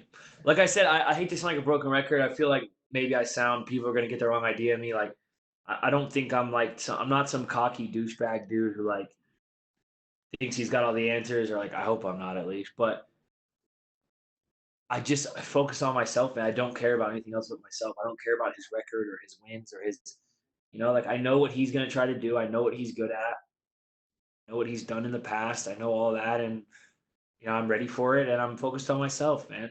I just stopped trying to focus or control or really have any say about things that aren't in my control, man. I'm just focused on myself. Okay, I get it. So, you said that you don't want to leave the fight to the judges. So, what's your prediction for the fight? I'm gonna win. I'm gonna win. It could be knockout. I could knock him out. Could knock him out early. Could knock him out once he gets tired. Could knock him out after he gets discouraged. I could also sub him, man. I could sub him. I could catch him in something. You know, it's gonna be a finish. It could be anywhere, and that's what makes fighting so exciting. You know, he's a grappler, but I wouldn't be surprised if he comes out and chops some leg kicks or throws some big overhands. Like that's the beautiful thing about fighting. You know, nobody really knows. So I'm excited. I know what I'm gonna do, but I will let you guys tune in and check it out. Okay, I get. And if you get the W, you have an opponent on your mind, or you want to call someone out? No, I'm just focused on my opponent Saturday. No one else is on my mind. That's it. My opponent's barely on my mind. I'm just focused on myself, man. Just focused on having fun and getting in a fight and winning. Like, it's a beautiful thing, man. It's very simple. It's always been simple, and sometimes things outside complicate it. But when you remember that it's simple, it's fun again. Okay, so would you like to send a message to your Ecuadorian fans that are rooting for you because of your friendship with Chito? Yeah, man. Viva Ecuador, bro. I love that. I love Ecuador. I love Cheeto. He's wild, man. He's a crazy dude. I got a lot of love for him, and I love the passion that the Ecuadorian fans have. So adopt me. I'm one of yours now. I love you guys. Fans all over the world, I appreciate it, and I love all my fans, and even people who are rooting against me because they support this sport, and that's how we make our living. So I appreciate all the fans, but Ecuadorian fans are especially crazy and especially passionate. So yeah, much love to them. Thank you very much for your time, Andra, and good luck on your fight. Thank you. Holy fuck, they love Cheeto, Ecuador. He's the fucking president out there. Thank you so much, Andre. That is all the questions we had for you, sir. You are good to go. Cool, thank you. I have another one at 3 for a different thing, or is this it?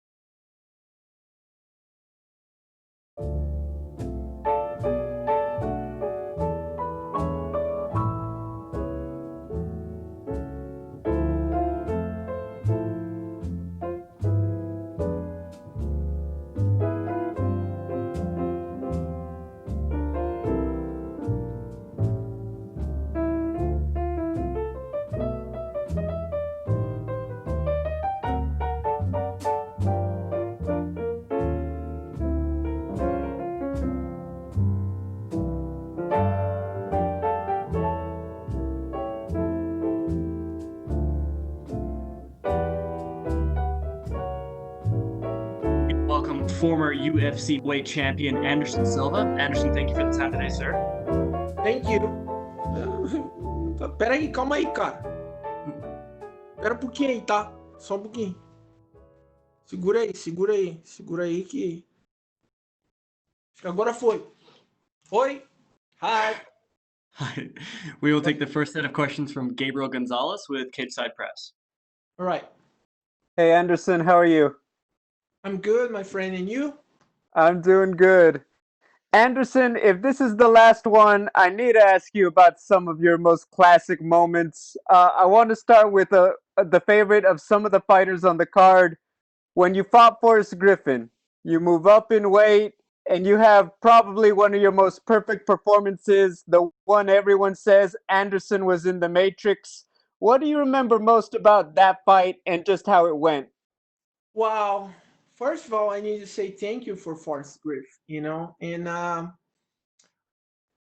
special about this fight is because I watching the whole tapes about Muhammad Ali fight, and I remember I watching a lot Muhammad Ali fights, and I just say, you know, I think that's the secret for make something good in this fight, and the magic moment happened, you know, and I just need to say thank you for Forrest, you know.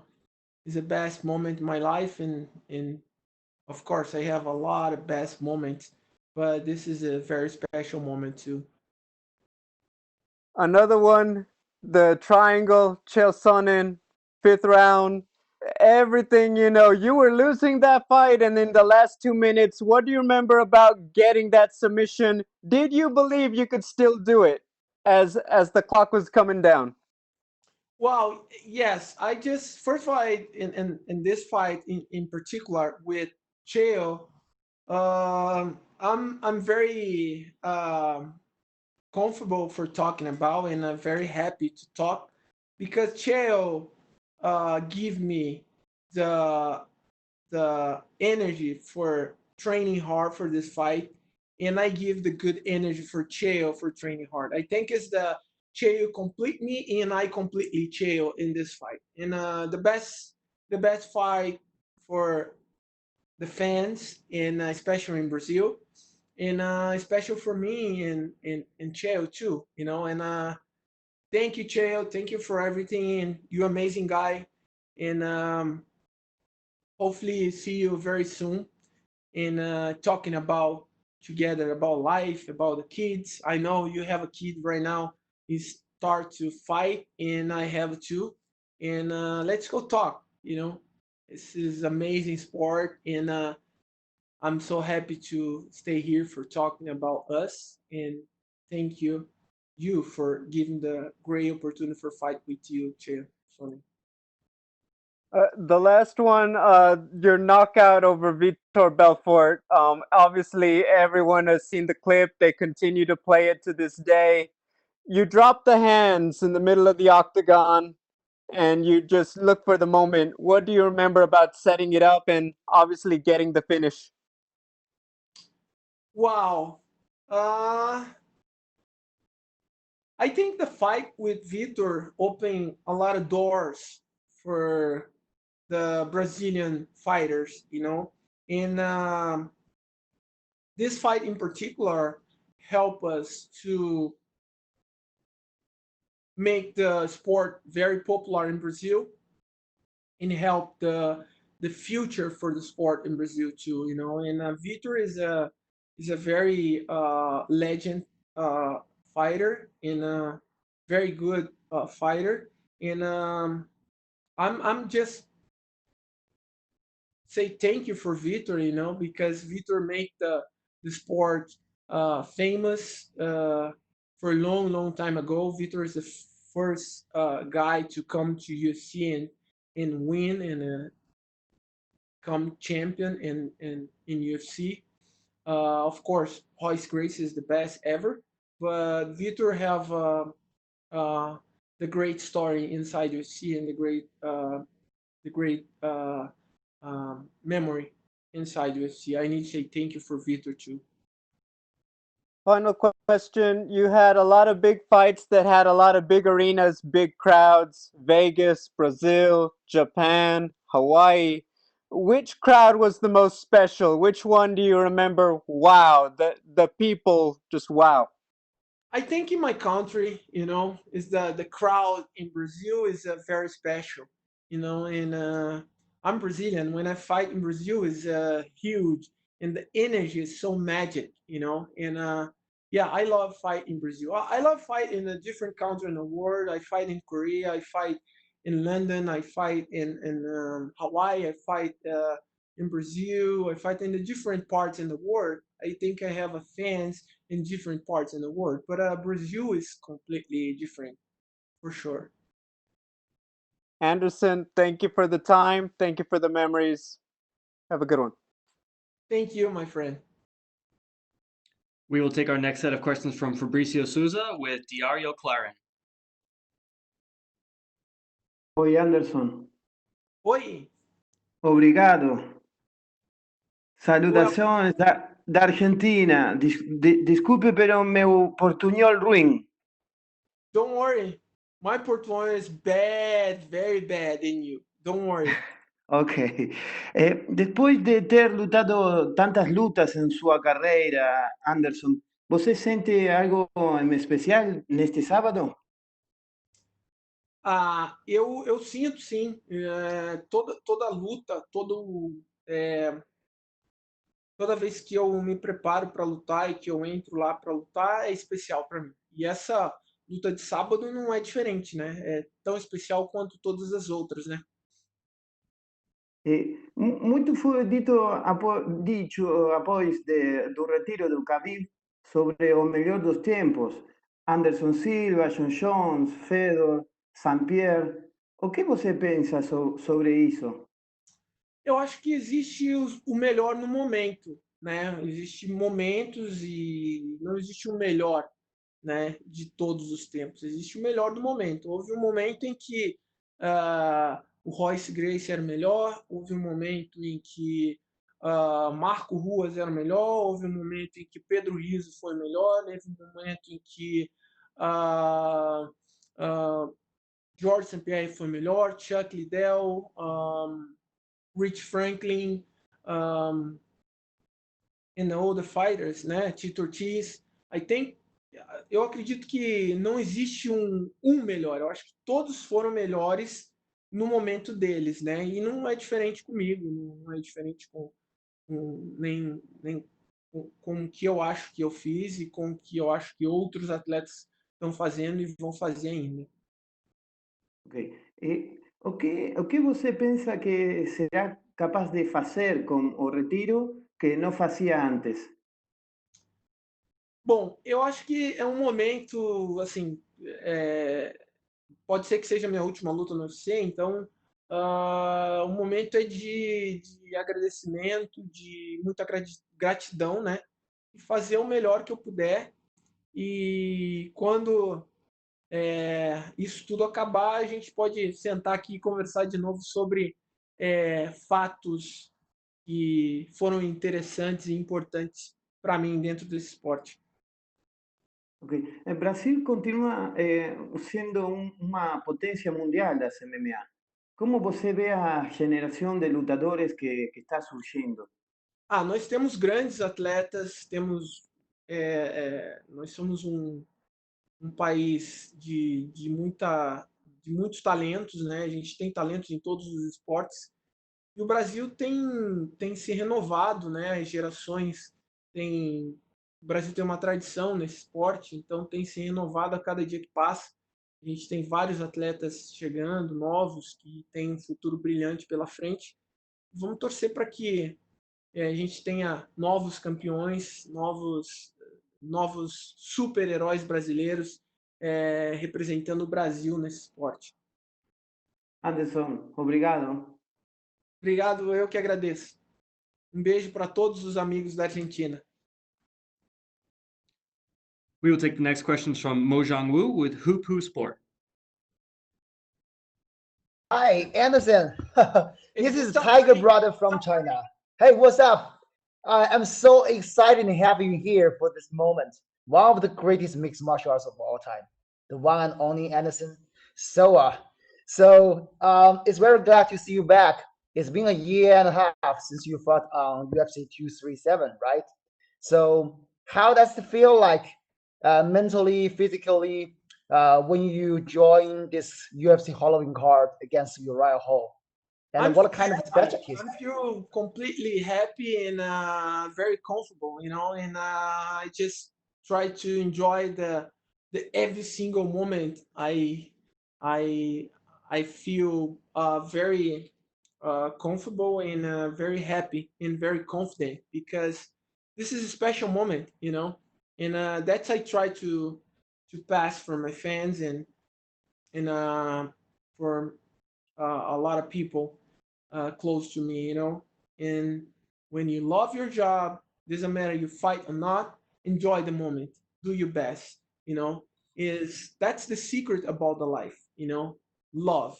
You love your job, you love your life, do your best you can. Doesn't matter you're fighter, you're not fighter, you doctor or not doctor, doesn't matter. Just try to do your best. Wow, that's beautiful answer. So, what kind of specialties you bring out for this fight against him? Like strategically, like what kind of adjustment you would apply into this fight? Well, I training for this fight for couple months, I think 4 months, and I'm feel very prepared, and I feel confident, and that's the magic moment, because let me tell you something, my friend, the one the only one you don't have control is about the timing, and the people don't realize how much the timing is important, and the people try to lost the mind and don't think about the time. And for me, I try to use in the time and enjoy the moment and enjoy the every single moment. The moment I wake up in the morning, I try to enjoy the moment because I know the time is one I don't have control, and that's the life is amazing and is special, and try to make something special every single day for me and for people behind me and close to me. Understandable. So many fans, many Chinese fans, including me, believe that if basketball has Michael Jordan, Anderson Silva is the Michael Jordan of MMA for sure. So despite thank you so much. That's true. That's really that's what we thought. And despite of your tremendous achievement in more than a decade, I want to know what was your biggest regret in your career, and if you have a time machine, who you want to do a rematch with? Wow, rematch. It's tough for say that I never think about rematch for anybody in my life, because for me is when I lose, I just lose. Let's go for the next one. When I win, I win. Let's go to the next one. I think is of course I have a fight to never done. Is in my mind. With Michael Bisping. I think the rematch is a special, but of course this not never happened. And I think Nick Diaz too, because the fight is no contest, and I stay in my career one no contest. But I mean, fight is a fight, and I try to move up and my focus right now is only one is just take my fight Saturday and do my best I can, and especially for my fans, for my country, and for me. Yeah, I know this fight could be the last fight of your UFC career. I would rather just say it is probably than it is, right? But DC talked about you in a recent interview. He said it's finally gonna be down for you. It's kind of sucks. all of the golden time faded away. There will be no one to talk about the super fight between you and the GSP or the crossover fight between you and Roy Jones. So how do you feel like when you hear people say these words after you mention the word retirement? Wow, I feel happy. The same, I have the different emotionals when people talking about that, but I'm very confident right now. I'm very happy, because this is my last fight or not. I'm continue here and I do my best, and I never lie to my fans. And every single moment I go inside the cage, I go inside the cage with my heart and do my best, and I try to make something very special. And let's go see the future, the future is very interesting. I have one last question. So, as we know, you practice a lot of Chinese Kung Fu and the traditional martial arts such as Jeet Kune Do, Wing Chun. So, you have a very unique fighting style. You not only fight for the W, but you also fight for your own martial arts philosophy. I want to know how much does the traditional martial arts help MMA, and what techniques did you really apply into MMA? Wow, I'm very lucky because my mind is open for uh, absolve the different martial arts, and I try to practice the different martial arts. I love Wing Chun, and helped me a lot to make my time different. I training for a couple of years Filipino boxing, and I love because helped me to open my mind for putting my skills, my martial skills for different level.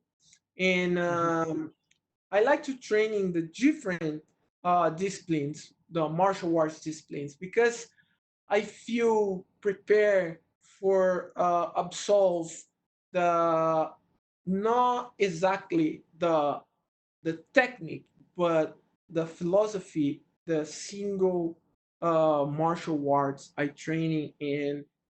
I try to absolve every single moment when I training, and that's I believe martial arts changed my life because I'm training the different disciplines and I try to absolve the philosophy, the basic, the the power the martial arts has, and that's I make something special uh, every single moment when I go to fight. Thank you, Anderson. Anderson, I have no question left about you but my tremendous love and respect. I still remember the first time I saw you defend your title by the spider kick on UFC 126. So since then, I fall in love with MMA. The inspiration and the motivation you bring to everyone is far beyond your imagination. So hope you're enjoying the possible last dance on Saturday. After Thank you, my having, friend. Thank you so yeah, much. yeah, Stay yeah. safe. God bless you. Thank you so much. Good luck on you, champ. Thank We you. love you. And a spider forever. Thank you. Thank you. We'll take our next set of questions from Bruno E aí, Cavallo galera? with UOL. Não posso falar. Oi, Anderson, tudo bom? Opa! Bem? Fala em português? Prefere inglês? O que você prefere aí? Podemos falar em português, né? Tá ótimo. Se quiser. Tá ótimo. Fica a gosto do cliente. Queria te perguntar primeiro, o Uriah mais cedo falou que ele é um grande fã seu, que ele se desenvolveu assistindo suas lutas.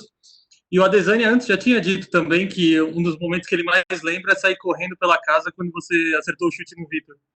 Eu queria saber para você como é que ter enfrentado um e agora enfrentar o outro, sabendo que essas pessoas acompanharam você no seu auge, assim.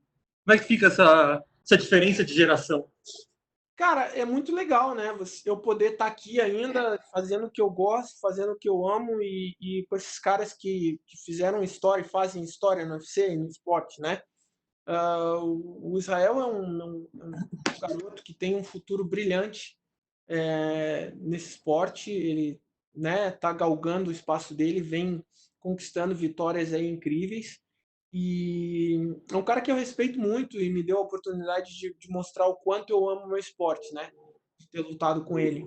E o Ryan já era pra gente ter lutado em Curitiba alguns anos atrás, acabou não acontecendo, mas eu tô feliz também de poder fazer essa luta com ele, de poder fazer um espetáculo difícil, um momento difícil que a gente está vivendo, né? Não vai ter público, etc. Mas eu acho que a gente vai fazer um grande espetáculo para todos e espero fazer uma boa luta com ele e que vença o melhor. Tá certo. E você sempre disse que gosta muito de cinema também, de atuar e tal. Eu fui perguntando se, quando for a última luta, se essa for a última luta, você pensa em fazer um documentário sobre a última luta ou algo mais elaborado sobre a sua despedida? Isso passa na sua cabeça? Olha, tudo é possível, né? Tudo é possível. As coisas podem, né? Tudo é possível, né? A única coisa que você não tem controle é sobre o tempo. O resto você consegue dar um jeitinho e fazer acontecer. Então, tudo é possível. A gente vem trabalhando bastante, fazendo tudo que a gente pode para continuar passando boas mensagens e não só na luta, mas fora da luta, com os projetos que a gente tem fora da luta. Sempre tentando passar uma boa mensagem para todos, que é isso que eu acho que é o mais importante, tentar ajudar as pessoas de alguma maneira, com uma palavra, com um clique de uma foto, com um dizer, com uma palavra, enfim, tentar passar o melhor, né? A gente está vivendo um momento muito difícil, um momento que a gente vê tantas coisas acontecendo, né? Que são perante os nossos olhos são absurdas, mas a gente tem que fazer o nosso melhor. Cada pessoa em particular fazendo o seu melhor, a gente consegue fazer algo diferente. Tá certo. E a última para mim the last question is, durante a sua carreira você teve grandes feitos, mas uma coisa que acabou ficando marcada um pouco negativa foi quando teve o doping depois de enfrentar o Dias. E eu te pergunto se, olhando hoje para trás, se arrepende de alguma coisa ali, ou durante a audiência, ou tudo que aconteceu, você faria diferente alguma coisa? Não me arrependo de nada, até porque foi tudo provado, né? Assim, o grande problema da mídia é que eles dão a notícia sem antes de ter todos os resultados e ter todas as provas concretas, né? E o que aconteceu foi que depois eles viram que eu realmente não tinha feito uso de nenhum tipo de anabolizante, que era o que eu tinha que provar, e foi tudo solucionado, né? E a outra vez que eu também caí no doping, né? Foi um suplemento que estava contaminado e foi comprovado. E, infelizmente, eu tive que servir de base para que eles mudassem esse conceito de como julgar e como punir as pessoas, né? Hoje em dia você vai ter atletas caindo no doping, mas isso não vai ser divulgado até que realmente seja investigado até as últimas instâncias, né? Então, enfim, é isso. Tá certo. Obrigado, viu, Anderson? Boa sorte no sábado. Valeu. All right, Anderson, unfortunately, that is all the time we have for you, sir. We appreciate it. Have a good one. Thank you, guys. Galera, tô aqui falando com vocês agora direto.